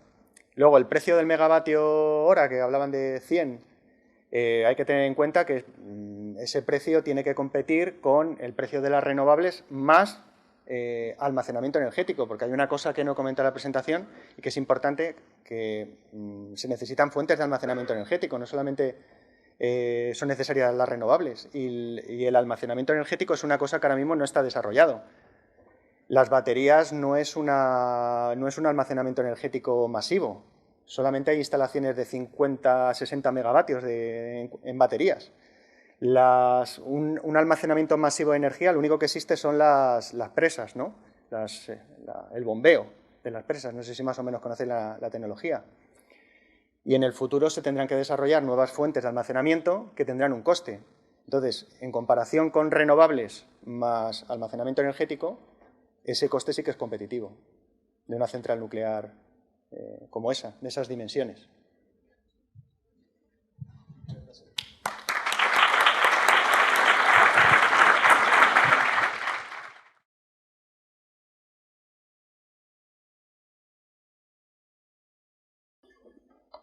Pues muy buenas tardes. En primer lugar, muchísimas gracias a la asociación Green Tech, a su presidente Marcelo y en concreto también a Alberto y Luisana por montar todo este evento y a todo el resto de vuestros compañeros por montar iniciativas divulgativas de este estilo. Y para mí es un placer estar aquí hoy con vosotros. Os voy a hablar vamos a ver un poco los fundamentos de centrales nucleares. Ha habido cosas que ya nos han puesto muy bien en contexto nuestros anteriores ponentes. Y luego un poco pues cómo está ahora mismo la situación de la energía nuclear en España. Yo trabajo para Tecnatom, que es una empresa que nació pues, cuando empezaba el sector nuclear en España. Hablaré algo de lo que se hace desde Tecnatom también, pues para que tengáis ejemplos de lo que hace la industria. Y pues también tengo el honor de ser el presidente de Jóvenes Nucleares, que es una asociación pues, que le veo bastantes líneas parecidas con vosotros de divulgación científica fundamentalmente. Os hablar un poquito de eso también al final. La idea que tengo en esta charla es lo que os contaba un poco, ver los fundamentos de centrales nucleares, que salgamos de aquí pues sabiendo cómo es un reactor, cómo funciona, qué otros componentes nos vamos a encontrar en centrales, cómo está la energía nuclear en España, ejemplos de lo que hace Tecnatom y otras empresas también de la industria. No os preocupéis que no va a ser ultracorporativa esa parte, ¿vale? Y luego 2 pinceladas de lo que hacemos desde Jóvenes Nucleares, por si tenéis también interés en seguir informados en estos temas, ¿vale? Hacemos mucho por redes sociales y eventos y demás. Luego os cuento. Para empezar, ¿cómo funciona un reactor nuclear? Y aquí os pongo dos imágenes. ¿Alguien sabe lo que es esto, de aquí de la izquierda? Uranio. Muy bien. Yellow cake, ¿os suena? Me dicen que tengo que estar por aquí. Listo. Yellow cake, ¿vale? Que es una commodity, es una forma química del uranio, que al final esto pues, lo tenemos en la corteza de la Tierra, como nos comentaba antes Víctor. Aquello en general, si uno va a buscarlo por el subsuelo, tiene unas formas químicas muy complejas, muy interesantes de analizar, bastante complejas, y una vez pues, lo purificas, pues llegas a el yellow cake, que es U3O8, ¿vale? Ese uranio, ¿vale? Uranio metal. Ahora paso a hablar de isótopos. La gran mayoría de él es uranio 238 y solo un 0,7% en los tiempos actuales es uranio 235, que es el que nos va a interesar a priori fisionar, ¿vale? Y lo que hacemos en un reactor nuclear es pasar de este polvo que sacamos de la Tierra, ¿vale? Hemos oído de su origen galáctico antes, para, en el caso de reactores nucleares, pues generar energía eléctrica, ¿vale? La energía nuclear tiene todo otro abanico de aplicaciones aparte de generar energía eléctrica, aplicaciones de generar calor, Eso te podría valer para generar hidrógeno, que mucho se habla últimamente, aplicaciones médicas, industriales, incluso para el arte, la datación. Hay todo un sinfín que podrían dar para otra charla. Hoy nos vamos a centrar en energía eléctrica, ¿vale? A partir de centrales nucleares. ¿Cuál es el objetivo, entonces, de un reactor nuclear? Una reacción en cadena autosostenida, ¿vale? Eso quiere decir que aquí lo que vemos, y lo hemos podido comentar, o los que estéis cursando tecnología nuclear, pues ya esto lo conoceréis bien, es la reacción de fisión. Hablamos aquí, ¿vale? En la parte derecha de esta gráfica que nos mostraba Víctor antes, estamos rompiendo átomos pesados. Entonces, con un neutrón que incide en U235, que es el que fisiona fácil, ¿vale? Pues tendré dos productos de fisión. Luego, por si preguntáis por residuos, fundamentalmente son estos. Estos son muy radiactivos, se pueden gestionar adecuadamente y luego comentaré que desde luego no es un problema de volumen, pero que quede bien claro que efectivamente estos señores son muy peligrosos y muy radiactivos. ¿Hay soluciones ingenierías para controlarlos, gestionarlos? Por supuesto, ¿vale? Y aquí la belleza es que esto nos da los productos de fisión, liberamos energía y me da 2 o 3 neutrones según la reacción de fisión. Nunca son el mismo par de productos de fisión, sino que os imaginaréis una distribución, ¿vale? De ellos. Pero la clave es que tengo 2 o 3 neutrones que me regala esa reacción. Y entonces ahora el tema de hacer un reactor es ingeniárselas y decir, bueno, pues si yo tengo 3, quiero utilizar al menos 1 para que me genere la siguiente. Y así tengo una reacción en cadena autosostenida. Es decir, que estoy siempre haciendo fisión, fisión, fisión, que significa calor, calor, calor, significa que yo puedo generar vapor y arrastrar la turbina, ¿vale? Ese es el objetivo, que sea autosostenida. Reacción en cadena autosostenida.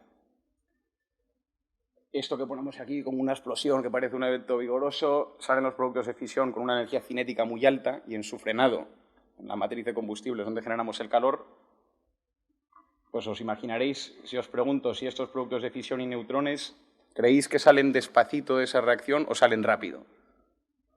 Salen rápido, ¿no?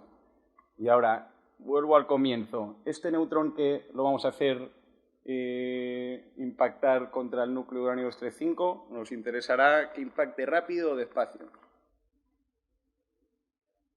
A ver, despacio oigo. Despacio, ¿y por qué? No controla la reacción. Ahora hablamos del control de la reacción. Yo quiero que sea muy probable que esto fisione, ¿vale? Entonces hay una... Víctor hablaba antes también de probabilidades en todas las reacciones que vemos de fusión en el Sol. Hay una variable que se llama sección eficaz, no voy a entrar en mucha más cafeína, ¿vale? Pero que mide la probabilidad de que se dé esa reacción de fisión. Y nos interesa que el neutrón incidente vaya despacio. Por eso los reactores, la mayoría de los reactores que están en operación se llaman reactores de espectro térmico, porque este neutrón tiene que ir despacio, ¿vale? A velocidades de lo que se moverían los átomos a temperatura ambiente, ¿vale? Había otra palabra que se ha mencionado antes que es moderación. Pues si estos me salen muy rápido, orden de magnitud 2 megaelectronvoltios, y este lo quiero para tener mayor probabilidad de fisión a 0,025 megaelectronvoltios, pues electronvoltios, perdón, he bajado unos cuantos órdenes de magnitud ahí, lo tengo que moderar. Entonces, la clave en un reactor nuclear de espectro térmico, que los neutrones que yo uso vayan despacio, es que de los que me da una reacción de fisión, yo menos uno para que sea sostenida y no ni exponencial hacia arriba o hacia abajo, que uno de ellos lo pueda moderar, lo puedo frenar y así se lo entrego al siguiente uranio 235 para que tenga alta probabilidad de fisionar, ¿vale? Los otros dos, pues me las tendré que apañar con la geometría o para que se lo absorba otro material o para que escape del reactor. Porque si los 3 fueran a hacer nuevas fisiones, lo que tenemos es la foto de la bomba que hemos visto antes. Eso es lo que se pretende en las bombas, que estos 3 vayan a hacer más y más y más y más, y en vez de autosostenida la tenemos increciendo en energía. En reactores civiles lo diseñamos, lo tuneamos, para que uno de ellos vaya a hacer la siguiente y así sucesivamente. Y ahora eso cómo lo hacemos de verdad, ¿vale? Para uno poder conseguir un sistema, reactor, un núcleo, en el que logramos una reacción en cadena autosostenida, fisión, fisión, fisión, fisión, necesitamos una combinación, que es donde entra el diseño, entre, tengo que tener materiales, ¿vale? Tengo que tener materiales que tengan uranio 235 o cualquier isótopo que sea que se pueda fisionar, y la geometría también, no vale en cualquier forma, ¿vale? La combinación de las dos, bien diseñado, es lo que me permitirá tener un reactor crítico, que se llama, que es que alcance una reacción en cadena autosostenida, ¿vale? Como estamos en ambiente universitario, os me tomo la libertad de explicaroslo con analogía de una cerveza, ¿vale? A ver si lo consigo. Esto también viene porque colaboramos con una asociación que se llama Pint of Science, que os recomiendo, que saca las investigaciones que hacen los doctorandos a los bares en mayo, un par de días. Colaboramos con ellos y dije, bueno, pues vamos a ver si lo conseguimos con cerveza. Me viene muy bien porque hemos visto que el yellow cake era amarillo, ¿vale? Que se parece aquí. Yo diría, no hagáis este experimento en casa, pero bueno, no sé dónde sacaríais ese yellow cake vosotros, ¿vale? Pero imaginaros que en esta cerveza, pues yo meto ahí unos átomos de uranio, ¿vale? Lo voy a representar con esta botella también. Y si yo consigo tirarle el neutrón lentito, que hablábamos antes, porque quiero que fisione, tendré que tener muy buena puntería primero para atinar en el blanco de uranio 235. Pero vamos a suponer que, como el ejemplo me lo estoy inventando yo, tengo esa buena puntería, va despacito, se encuentra con ello y fisiona. ¿Qué va a pasar? 2 productos de fisión, 3 neutrones, que en este caso se me van, ¿vale? Se me van bastante rápido, bueno, interaccionarán con lo que se encuentren. Eso es lo que yo estoy buscando, ¿no? Lo que a mí me interesa es que de esos neutrones que salen yo pueda aprovechar uno. Digo, bueno, pues vamos a pensar en geometría. El material ya lo tengo porque he metido uranio 235 por ahí y le pongo otra por aquí cerquita. De tal forma que si repito ahora el experimento, tiramos un neutrón lentito, se encuentra con el blanco, fisiona, 2 neutrones se van por aquí y los pierdo, pero uno viene y se encuentra con otro uranio 235 aquí y fisiona este. ¿Veis? Habría tenido 2. Joder, bueno, hemos mejorado un poco, pero a mí me interesa que eso sea como el objetivo que nos poníamos, siempre autosostenido. Pues hacemos esto, muchas de ellas, ¿no? Además me viene al pelo porque en muchos de los reactores el agua también es el moderador. Los átomos de hidrógeno en el agua, que son de una masa similar a la del neutrón, aquí no te interesa, estos son como bolas de billar. Tú cuando lo quieres frenar, pues si lo haces chocar varias veces contra una partícula más o menos su tamaño, en esos choques va perdiendo energía, el neutrón, que está en forma de hielo, pero es agua también. Total, que si yo lanzo uno que viene por aquí, se encuentra con uranio, saldrán 3 neutrones. Venga, uno lo pierdo y se va por aquí. Al venir por este camino que se encuentra con agua, se modera, drena su energía, ya viene lentito, perfecto para encontrarse en condiciones óptimas con el siguiente, ¡pas! Otra fisión aquí. Y salen otros 3, venga, 2 los pierdo por aquí, y ahora va y se encuentra con este otro. Y así veis, geométricamente o en 3D, que estoy teniendo la reacción en cadena autosostenida, ¿vale? A lo largo de todo el cubo. Y porque además tengo agua en medio, que es un moderador muy, muy bueno. Hay otros tipos de moderadores, ¿vale? Bueno, pues quedaros con esto y ahora os voy a enseñar cómo es un reactor de verdad. Estas serían las latas de cerveza. Elementos combustibles, realmente, ¿vale? Lo que tenemos aquí son varillas, agrupadas en estructuras de varias varillas, que se llaman elementos combustibles, y ahí es donde están las pastillitas de uranio, ¿vale? En los de agua ligera, agua normal, ese uranio se enriquece, ¿vale? Más o menos hasta el 5%, porque os comentaba antes que yo necesito una combinación tanto de material como de geometría. Aquí tengo una buena geometría para que pueda tener la reacción en cadena, pero si esto lo hiciera con granito, pues no tengo combustible, ¿vale? Pero si lo hago con uranio 235 y meto el suficiente, por eso con agua ligera hay que enriquecer un poquito, pues entonces sí puedo conseguir esa reacción en cadena autosostenida, ¿vale? Esto va a ir produciendo calor, el agua, que además de moderar entre todas las varillas, también se me va a evacuar el calor, y ahí es cuando producimos luego el vapor, dependiendo del reactor, directamente en la vasija o en otro intercambiador, ¿vale? Es una foto que saqué yo mismo, porque el agua, además, el agua es muy buena, porque aparte de ser abundante y barata, en nuclear nos vale como moderador, como refrigerante, y es que además apantalla muy bien. Es una foto que hice en un reactor de investigación en Estados Unidos. Esto es un reactor crítico, está produciendo reacciones de fisión, y 3 metros más arriba lo estoy mirando. Y sin ninguna preocupación, porque el agua blinda muy bien todas las radiaciones. Encima de esta piscina no hay un campo radiactivo notorio, ¿vale? Porque además blinda muy bien. Y este azulito os lo dejo para mirar en casa, radiación Cherenkov, muy interesante, pero eso os lo dejo para mirar, y no lo podemos ver en las preguntas. Equivalencias energéticas, muy importante, ¿vale? Porque estamos hablando mucho del megaelectronvoltios, que es una unidad que viene muy bien para hablar de física de partículas, pero si trasladamos todo eso un poco a lo que podamos ver más, ¿vale? Una pastillita de uranio que Aquí veis varias, son pequeñitas, como el tamaño de una uña, ¿vale? Aquí lo que hay es realmente uranio enriquecido en U235 a no más del 5%, ¿vale? Que se ha sinterizado, porque bueno, también eso hay que diseñarlo sabiendo que vamos a tener productos de fisión y lo que empieza siendo en esas varillas de combustible uranio, después de pasar por el reactor tengo ahí la mitad de la tabla periódica, ¿vale? Empiezo a tener productos de fisión, a su vez se desintegran, etcétera, ¿vale?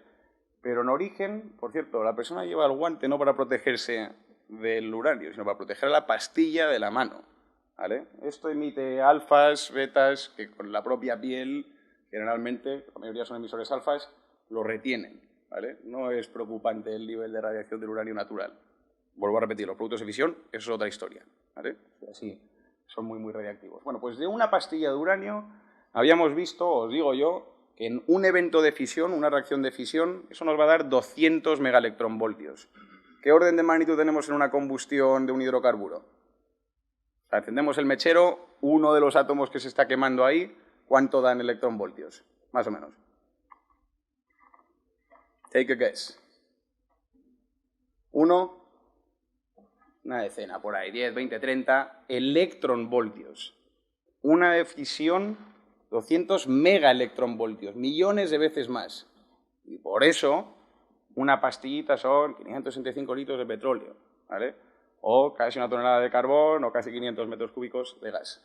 Por esa diferencia. Estamos hablando de órdenes de magnitud a la escala dentro del núcleo muy superiores a lo que podemos jugar químicamente con los electrones, ¿vale? Eso me encanta.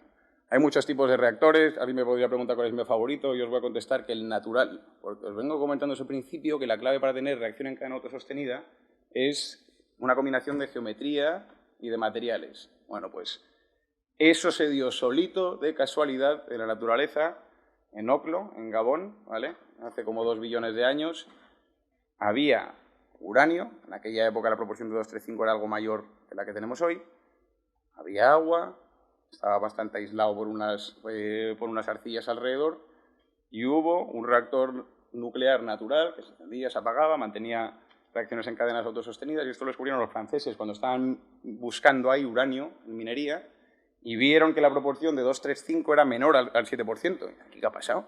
Como que de repente aquí es menor.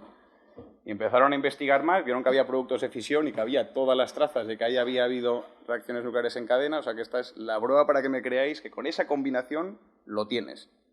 Llegó a pasar en la Tierra y la primera vez que lo consiguió el ser humano fue el 2 de diciembre de 1942, que ahora era su aniversario, Enrico Fermi, ahora que ha habido unos genios auténticos en investigación del panorama nuclear, que vemos que tampoco es tan reciente, premios Nobel, algunos pendientes como el de Lisa Meitner, que fue la que estuvo de verdad detrás de la fisión, Madame Curie, os sonará. Pues Enrico Fermi fue el primero que debajo de la grada de un estadio en la Universidad de Chicago montó el Chicago Pile 1, que llaman, y fue la primera configuración hecha por el ser humano que alcanzó una reacción en cadena autosostenida, ¿vale? Pero 2 billones de años antes, la naturaleza te lo dio, como dicen en el libro de la selva, ¿vale? Por tener esa combinación. ¿Cómo es una central nuclear? Vale, hay un montón de tipos. Porque para conseguir esa combinación, uno puede jugar con distintos tipos de combustibles, que sean óxidos, hasta uranio natural, que los canadienses tienen un diseño muy inteligente para no tener que enriquecer. Puede ser metálico o hasta puede ser sal fundida, ¿vale? Otro nivel de combinatoria, el moderador. Yo os he enseñado antes de agua ligera, agua normal, ¿vale? Donde el hidrógeno es hidrógeno 1. O usar agua pesada también, de deuterio, ¿vale? Que son los diseños canadienses. Puedo usar grafito, porque el grafito también modera muy bien. Toda la flota inglesa, hasta Hinkley Point y Sizewell B, son reactores de gas y grafito. Cuando yo refrigero con gas, sea helio, por ejemplo, no tengo moderador. Pues ellos lo que meten es grafito para moderar, que también modera muy bien. O directamente pasar del moderador e irnos a jugar ya a los reactores de espectro rápido. Voy a dejar fuera el alcance de la presentación de hoy, ¿vale? Bueno, aquí vamos construyendo siglas y al final lo que tienes es toda una gama de tipos de reactores. Lo que están haciendo es buscar esa combinación, geometría y materiales para poder tener la reacción en cadena autosostenida. Los que más hay, PWR, Pressurized Water Reactor, ¿vale? Que ahora lo cuento muy rápido, agua en ebullición, como Cofrentes, por ejemplo, en España. El resto de los nuestros son P, Pressure Water Reactors. Los de agua pesada, este RBMK os sonará si habéis visto la serie de Chernobyl, porque era ese tipo, los de gas, modelados por grafito, y luego, bueno, ya los rápidos y los de sales, ¿vale? Os pongo como ejemplo el Pressure Water Reactor, porque es el que más hay ahora mismo, de los 430 y pico que hay en operación por el mundo, pues este es el diseño que más hay. Y entonces una central nuclear, ya veis aquí un secundario que sonará mucho, ¿vale? Igual que cualquier planta térmica, de vapor, lo turbino, aquí tenemos el alternador, genero energía eléctrica, recupero el condensado y lo vuelvo a enviar. Entonces, ¿qué es realmente una central nuclear o toda esta parte del primario? Una tetera gigante. Una tetera gigante que está produciendo calor en los elementos combustibles por las reacciones de fisión que hemos visto, ¿vale? Y nadie ha hablado de combustión aquí. No está generando nada de CO2, ¿vale? En este proceso. ¿Cómo funciona esa tetera gigante en el caso de un Pressurized Water Reactor? Lo que tenemos es un circuito primario, este azulito, ¿vale? Y realmente la tetera está aquí, en el generador de vapor, ¿vale? Que su nombre es bastante ilustrativo. ¿Qué hacemos? Pasa el agua, que está actuando como moderador, pero ahora la estoy viendo con el monóculo de refrigerante, pasa a través de los elementos combustibles, evacúa ese calor, ¿vale? Evacúa ese calor, se calienta, viene por aquí. Esto es un intercambiador de calor, que ahora os enseño una foto, pero vamos, carcasa y tubos, ¿vale? Viene por aquí caliente y al otro lado de los tubos en la tetera dejo que hierva el agua, el secundario. Son dos aguas distintas, ¿vale? Bueno, pues el refrigerante del primario pasa, aquí se vuelve a enfriar un poco, lo recirculo, ¿vale? Con una bomba BRR, bomba refrigerante de reactor, y luego vuelvo a meter al reactor. Y así todo el rato. O sea, que me pasa el calor de aquí a aquí, al generador de vapor, y ahí es donde saco el vapor del secundario, que me arrastrará la turbina, etc. ¿Vale? Todo ello se mantiene a presión. Un presionador, que no es más que un tanque, ¿vale? Que mantiene esto más o menos a unos 150 bares. No dejamos que cambie de fase el refrigerante, para que simplemente transporte energía de aquí al generador de vapor. Y así funciona una central Pressurized Water Reactor. El incremento de temperatura a su paso por el núcleo del refrigerante no es tan grande, son como unos 30 grados, pero lo estoy metiendo por ahí 10 toneladas segundo. Estas bombas son unos buenos bichos. Puedo consumir 5 megavatios cada una, puedo tener 3 lazos. ¿Qué es esto de los lazos? Esto de verdad tiene esta pinta. Tenemos, esto es la vasija del reactor, el núcleo estará aquí abajo, elementos combustibles. Estas son las barras de control, que antes ha habido aquí de control. ¿Cómo controlo yo la reacción en cadena? Si quiero aminorarla, inserto unas barras de material que absorbe neutrones muy bien. Hay materiales como el boro, el cadmio, que absorben muy bien los neutrones. Yo soy capaz de regularlo con barras de control, o en el P puedo diluir también boro en el propio refrigerante, ¿vale? Con eso soy capaz de controlar la reacción. Y aquí lo que tenemos es el generador de vapor 1, 2 y 3. Este es el presionador y estas son las bombas de refrigerante. Así es como es de verdad. Esta es la cúpula de Vandellós 2 en Tarragona y esto tiene pues esta disposición, ¿vale? Ves aquí la vasija del reactor, los generadores de vapor, ¿vale? Otra serie de acumuladores, que es un sistema de inyección de seguridad pasivo. ¿A alguien se le ocurre por qué tenemos el reactor aquí y los generadores de vapor a una cota más elevada? ¿Para aprovechar la gravedad, ¿para qué? Porque estás casi ahí. Para el flujo primario, pero hemos quedado que yo tengo unas bombas aquí ultrapotentes. Yo podría perfectamente diseñar, oye, estos los bajo aquí, me viene mejor, y así me ahorro la contención tan grande. ¿Por qué los dejo arriba?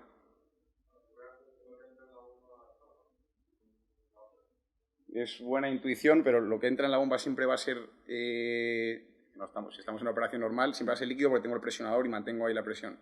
Lo tenemos para circulación natural. O sea, si yo tengo un foco caliente y mi sumidero de calor está a mayor cota y pierdo las bombas de refrigerante, ¿vale? Bueno, en ese caso pararé el reactor, ¿vale? Pero se establecerá un flujo de circulación natural sólido porque mi foco frío está a más altura que el bajo. Y eso es porque tenemos el lujo de vivir en un campo gravitatorio, ¿vale? Por eso están así. ¿Cómo son estos? Os pongo dos componentes nada más, ¿vale? Este es el generador de vapor, carcasa y tubos, unos 5.000, 6.000 tubitos por donde va el primario, y todo esto está rodeado del agua secundario, que es la que yo dejo hervir y me llevo a turbina, ¿vale? Que realmente genera el vapor. Y así es la vasija del reactor. Todos estos son los elementos combustibles, las cervezas que hemos visto antes. Aquí los mecanismos de accionamiento de las barras de control. Y en un P, esta araña que tenemos ahí es la barra de control. Varios elementos combustibles la llevan y con eso puedo regular a qué potencia me establezco, ¿vale? Porque para que veáis, yo puedo ser crítico a un nivel de potencia de 1 megavatio o de 3000 megavatios térmicos, ¿vale? Y entonces esas subidas-bajadas las hago con las barras de control. ¿Cuántas centrales nucleares tenemos en España? O bueno, si hay alguien que se lo haya mirado un poquito, ¿esta cuál es? Y pongo esta muy adrede porque os sonará mucho que se asocia muchísimo a tecnología nuclear las torres de refrigeración. Y aquí no veis ninguna porque no siempre hacen falta. Ya doy por hecho aquí, se sabe que lo que sale por las torres de refrigeración es vapor de agua, ¿vale? Cuando tengo el mar al lado, está sobrando refrigerante, ¿vale? Para el condensador. Estos van de ellos dos. ¿Cuántas centrales tenemos en España? ¿Qué creéis? Oigo 7, 6. Tenemos 7 reactores ahora mismo en operación, eso es correcto, en 5 centrales, ¿vale? Porque las centrales pueden tener más de un reactor, pueden ser multigrupo. Creo que la más grande es la de Bruce Power en Canadá, que no sé si llega a tener como 9 o así, la verdad que es una muy grande. En España, ¿qué tenemos? Almaraz 1 y 2, ¿vale? Y cerca de Cáceres, Ascó 1 y 2 en Tarragona, Vandellós 2 al ladito, Tarragona también, Trillo en Guadalajara, Cofrentes en Valencia. Teníamos Santa María Garoña, que está en desmantelamiento ya, y Zorita o José Cabrera también en Guadalajara, ¿vale? Otras cositas que veis aquí, como luego se habla un poquito de la industria, está el Cabril, que esto es donde se almacenan en España los residuos de baja y media actividad, que vienen de todo un abanico de actividades, no solo de centrales. Por ejemplo, en hospitales, todo el tema de medicina nuclear genera residuos de baja y media actividad. Bueno, se almacenan aquí en el Cabril, ¿vale? Esto, por cierto, es una instalación de referencia internacional. Y luego vemos aquí que tenemos señalado Juzgado en Salamanca, porque tenemos una empresa que se llama Nusa que fabrica el combustible. Estas estructuras que hemos visto antes, donde van las pastillitas, eso se fabrica en España. Lo fabrica Nusa y tiene una fábrica de elementos combustibles también en Juzgado. Y luego os contaré que hacemos prácticamente de todo menos enriquecer, ¿vale? Eso ya viene enriquecido, pero Nusa es quien fabrica los elementos combustibles. Nuclear en España. Nos vamos a ver a Red Eléctrica, que es quien nos va a dar los datos de cada año. Y aquí lo que estamos viendo es de potencia instalada, ¿vale? Tenemos total instalado como 110.000 megavatios. Si estuviera soplando el viento, dando el sol en las placas, quemamos todo el gas, las nucleares a tope, pues podríamos llegar a producir toda la hidráulica, etcétera, 10.000. En la curva de demanda punta, más o menos ahora mismo, no sé deciros hasta ahora, pero ahí andaremos, el máximo diario en estos tiempos suele andar en 32.000 megavatios, ¿vale? Tenemos 110. Con los 7 reactores que hemos comentado, respecto al total de potencia instalada, eso es un 6,3%, ¿vale? Y aquí, bueno, veis el resto de fuentes, ¿no? Hidráulica, la nuclear, que es esta morada, que no ha incrementado en los últimos años, en todo caso ahora baja un poquito con la clausura de Garoña, aquí lo vemos. Tenemos carbón, tenemos ciclo combinado, vemos que la eólica ha aumentado y solar fotovoltaica ha aumentado. Aquí sí quiero decir también, vuelvo a ponerme el gorro de jóvenes nucleares, que soy absolutamente pro-renovable, ¿vale? Luego, probablemente en la mesa redonda hablemos del buen hermanamiento que puede hacer la nuclear y renovable. O sea, que es buena noticia ver que la eólica y la solar incrementan, ¿vale? Pero lo que quería señalaros es que con solo un 6,3% de la potencia instalada en España, cubrimos más del 20% de la cobertura, de la energía que se consume. Ese famoso 1 de cada 5 bombillas se enciende con energía nuclear, ¿vale? ¿Y eso por qué creéis que es? Porque estamos siempre operando. El factor de disponibilidad al final es que, salvo por parada de recarga, estás 24/7, ¿vale? A plena potencia. Hasta el año pasado, la nuclear era la fuente que mayor cobertura de la demanda daba en España, ¿vale? Y ahora vemos que en el 21 justo supera la eólica. Vuelvo a decir, es buena noticia. Pero en los últimos anteriores 20 años, la nuclear siempre estuvo en primera posición. Y ahora pasó del 23 al 22 casi % en 2021 y la eólica está en el 24, ¿vale? Os recomiendo aquí dos otras páginas que son muy interesantes también para ver. Una es el electricitymap.org, que os enseña las emisiones de los sistemas eléctricos a tiempo real de muchísimos países, en concreto Europa. Podríais ir a mirar ahora mismo cuánto está emitiendo España en término medio por las fuentes que está utilizando, y vemos que países que pues, no tienen mucha renovable, tienen mucha dependencia del carbón, como puede ser Polonia, pues salen más en marroncito diciendo está emitiendo mucho, y otros países, por ejemplo los nórdicos, los escandinavos, que tienen el lujo de tener agua de sobra, no tantísima población como Noruega, pues son muy, muy verdes. Francia, que tiene muchísima nuclear y algo renovable, también muy verde. Y España, pues no estamos mal, la verdad. Y eso podéis ver a tiempo real día a día. Y luego esto otro que es un poco más cafetero, pero respecto a pensar en posibles escenarios para lo que está tan de moda últimamente, que es la neutralidad climática, esos objetivos que sobre todo Europa se pone tan ambiciosos, y está bien ser ambicioso, ¿vale? Para tratar de ser netos en carbono en 2050, pues hay muchísimas soluciones para tratar de conseguirlo, ¿no? En esto podréis leer muchos informes, y aquí yo creo que aplica una máxima que yo recuerdo de mi libro de álgebra, que decía, oigo y olvido, leo y recuerdo, hago y entiendo, ¿vale? Esto es una calculadora muy chula que ha hecho uno de los departamentos del Reino Unido para que puedas jugar con distintas hipótesis a ver si llegas a cumplir ese objetivo, ¿vale? O sea, que si no haces nada, el business as usual es no toco nada, pues las centrales irán cerrando en estos años si no construyo nuevas, no tendré mayor capacidad tal, el parque automovilístico pues no se renueva, y tú vas alterando distintos parámetros. Quiero que tanto por ciento del combustible pues venga de esta fuente, voy a electrificar los trenes en tanto. Y vas viendo cómo de fácil o difícil es. Meto más nuclear, meto más renovables, meto biocombustible, pero ¿cuánta superficie me ocupa eso? ¿Vale? Ves los compromisos. Os lo recomiendo mucho si os interesa ese tema, porque no hay mejor forma que hacerlo y vais viendo pues, qué es lo que te ayuda más o cuánto hay que hacer de esfuerzo para llegar a conseguir esos objetivos. Vale, ahora paso a la parte un poco de industria española, ¿vale? y de lo que hacemos desde Tecnatom.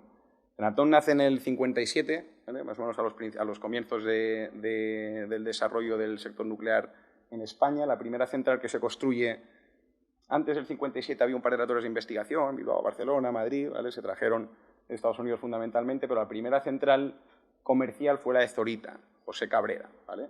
Esta ha vuelto a ser otro ejemplo internacional de referencia, porque está prácticamente ya terminada su desmantelamiento y ha venido muchísima gente a ver cómo se hacía eso. Los desmantelamientos y la gestión de residuos los lleva en España la empresa pública Enresa, ¿vale?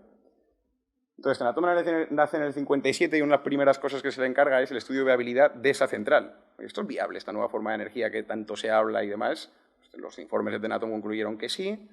Unión Eléctrica Madrileña, que era la utility que fue luego dueña, pasó luego a ser Cenosa y demás, de Zorita, pues seleccionó entre los ofertantes a Westinghouse, se construyó esa central. Y Tecnatom apoyaba ahí como consultoría, ¿vale? En esa primera central. Os cuenta que la industria en España en aquel momento tampoco éramos punteros, pero esto fue una de las palancas que ayudaron a que luego se formaran muchas empresas que dieran la cadena de suministro que te hace falta para tener un sector nuclear robusto, ¿vale? En los 70, ¿vale? España se iba a convertir en el primer cliente del Export-Import Bank americano. En aquella época, Estados Unidos era el que vendía la tecnología, ¿vale? Las empresas un poco más punteras ahí eran Westinghouse, General Electric, Combustion Engineering, ¿vale? Y entonces, conscientes de que el resto de países pues a lo mejor no tenían las cadenas de suministro o la industria necesaria, pues ofertaba esos proyectos, incluida la financiación. Bueno, pues en los 70, en los que España estaba apuntando a tener un plan nuclear bastante ambicioso, España se convirtió en el primer cliente de Estados Unidos de reactores. Se llegaron a solicitar 75.000 megavatios, se preaprobaron 15.000 y al final nos hemos quedado en 7,5, ¿vale? ¿Por qué? Porque en el 84 llegó la moratoria nuclear. No se puede construir más. Había un par de centrales en construcción y esas se dejaron a medio hacer. Aquí os recomiendo un montón el libro de la investigadora Mar Rubio de la Universidad de Navarra, que ha estudiado toda la historia económica nuclear de España. Hizo una charla con nosotros en Jóvenes Nucleares y si el libro es demasiado pesado, lo tenéis grabado también en YouTube. Muy interesante cómo analiza toda la geoestrategia de todos aquellos años, ¿vale? Eso un poquito como histórico. Esta central, de hecho, en el contrato, utilizó combustible made in Spain. O España tiene y ha tenido reservas de uranio, han sido explotadas por ENUSA también, ¿vale? A lo mejor os suena a algunos lo de la mina de Retortillo, que al final no va a salir adelante, pero que hemos tenido. Y Zorita en concreto se envió a Estados Unidos de combustible, porque todavía no teníamos nosotros la capacidad de fabricarlo, pero volvió en elemento de combustible y lo que se fisionaba aquí era uranio español. La parte más corporativa, a ver, ¿qué hacemos en Tecnatom? La misión, ¿vale? Asegurar que las instalaciones de producción de potencia pues operan de forma eficiente, segura, ¿vale? Y con altos estándares de excelencia. La visión es, pues bueno, conseguir eso a través de la tecnología y del know-how. Traducción. Para que las plantas o las instalaciones funcionen bien, ¿qué es lo que vamos a necesitar? Primero, que los componentes estén bien, las personas que operan estén bien y que la interfaz persona-máquina pues sea buena. Y con eso pues tenemos fiabilidad, ¿vale? Esos son los pilares de Tecnatom. Para que los componentes estén bien, toda una línea de inspección, centrada en todas las inspecciones que se hacen en paradas de recarga en las centrales nucleares. Hemos dicho que estamos siempre operando, pero cuando paramos, pues se aprovecha a inspeccionar todos los componentes a ver qué tal están. Esto además viene amparado, que los nucleares son uno de los sectores más regulados, junto con el aeronáutico, por el Consejo de Seguridad Nuclear, que es quien va pasando las ITVs a las centrales para ver que todo está bien, ¿vale? La parte personal es otra gran parte de Tecnatom, que es la formación. Yo entré en Tecnatom como instructor de operación, ¿vale? Tenemos todos los simuladores de las plantas españolas y de otras, donde se entrena a los operadores, un proceso muy similar al de los pilotos. A los pilotos se les entrena en física, en los sistemas del avión, van al simulador, sacas tu licencia, pero luego, pues oye, puede que estés años sin que tengas ningún problema, o toda tu carrera. ¿Cómo se asegura que siempre estamos preparados por si hubiera una operación anómala, una emergencia? Vuelven a reentrenar al simulador cada medio año, cada año. Pues los operadores de centrales nucleares exactamente lo mismo, lo hacen con nosotros, ¿vale? Y luego hay toda una rama de departamentos en Tecnatom que ya son, bueno, pues para renovables, térmicas tradicionales, interfaz persona-máquina, etc. Pero las dos grandes patas son inspección, que también hay un subdepartamento de aeronáutica, porque hay técnicas muy análogas entre los estándares de calidad nucleares y aeroespaciales, y la formación de personal que va a operar, ¿vale? Y aquí lo veis, bueno, pues el formar a gente, el inspeccionar los activos y los componentes de instalaciones, y el control también de procesos, incluidos simuladores, diseño de salas de control, todo ese ámbito. O sea que la ingeniería de Tecnatom se dedica a eso, a la parte de inspección, la parte de formación son las dos grandes. Hay muchas otras empresas en la industria nuclear española. Considera que hubo una moratoria y aquí seguimos. Ha sido muy resiliente. Exporta a más de 40 países, tiene muy buena presencia internacional y, como os decía, ENUSA hace combustible. Tenemos el CIEMAT que investiga. Hubo muchas universidades con investigación y participación en proyectos europeos internacionales y tiene prestigio. Tenemos ENSA en Santander, equipos nucleares que exporta prácticamente a todo el mundo. Trabaja en el ITER también. Tenemos empresarios agrupados que estuvo en toda la construcción y un largo etcétera de tejido industrial que sigue, a pesar de que tengamos que ver cómo quedará el futuro del parque nuclear español, exportando el know-how fuera. Tecnatom, bueno, tiene sede en varios países también en la parte de España, en esa internacionalización que os contaba, y ahora en 30 segundos, y ya termino, os cuento muy rápido sobre jóvenes nucleares. Somos una comisión de la Sociedad Nuclear Española. La Sociedad Nuclear Española integra a los profesionales del sector. Es una asociación sin ánimo de lucro. Y los objetivos de nuestra... Tiene varias comisiones, ¿vale? Hace una reunión anual todos los años en una ciudad distinta de España, donde pues, todos los profesionales del sector van allí a contar sus trabajos, a contar el estado del arte de lo que van haciendo las distintas empresas, los centros de investigación, etcétera, ¿vale? Y entonces hay comisiones que organizan esa reunión, hay una comisión técnica que siempre nos distribuye pues, las normas que van a salir para comentarios, comisión de comunicación, de empleo y desarrollo profesional también, para la gente interesada en prácticas y puestos. Y nosotros, pues los chavales, la Comisión de Jóvenes Nucleares. ¿Qué objetivos tenemos nosotros? Llevamos 25 años ya con esto. La divulgación científica, el primero, ¿vale? O sea, el fomentar ese debate y el poner a disposición de la sociedad más información. No tengo especial interés en el que al salir de este auditorio seáis o no todos pronucleares, pero que si os preguntase, oye, ¿qué os parece la tecnología nuclear? Si la respuesta es sí o no, me sepáis decir por qué. Y nuestro objetivo es dar esa información. Luego ya que cada uno pueda evaluar, ¿no? promover la transferencia de conocimientos entre los que estamos entrando nuevos y la gente que ya tiene más experiencia. Esto también es algo muy importante en concreto dentro del sector nuclear. Y allá donde podamos, pues facilitar la incorporación de jóvenes al sector. Esta es una foto del Congreso de Jóvenes Nucleares Europeos que tuvimos la fortuna de organizar nosotros justo a la salida de la pandemia, que nos sonrió la suerte, en Tarragona, en el 21. Y bueno, una lista de actividades, de charlas en coles, cursos básicos en universidades, de centrales de fisión, fusión, tenemos un libro muy bonito también de fusión si os interesa, aplicaciones médicas y residuos radiactivos, redes sociales que os animo a seguir, no estéis muy interesados, hay un equipo detrás que se le ocurra mucho para ir poniendo los temas de actualidad o ir divulgando por ahí, atender a los medios de comunicación cuando nos lo solicitan. Tenemos colegas internacionales, no solo somos nosotros los raros, hay más jóvenes nucleares en otros países europeos y hacemos cosas en conjunto con ellos y los internacionales. De hecho, la semana que viene estaré en Tokio en el Congreso Internacional de Jóvenes Nucleares.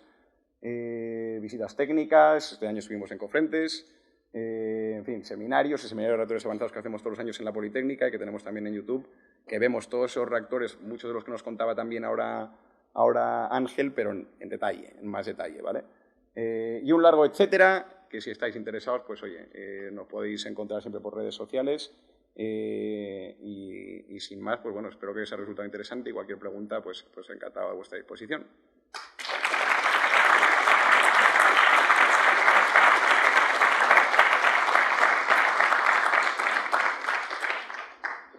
Pues nos encantaría hacer muchísimas preguntas más, pero por desgracia tenemos un tiempo limitado. Entonces queremos agradecer al profesor del Departamento de Física, José Reinos y Víctor Privados, por haber asistido. También a los ingenieros Ángel Peinado y Francisco Suárez. Y agradecemos a todos los asistentes por haber llegado hoy y haber estado hasta el final. Muchísimas gracias.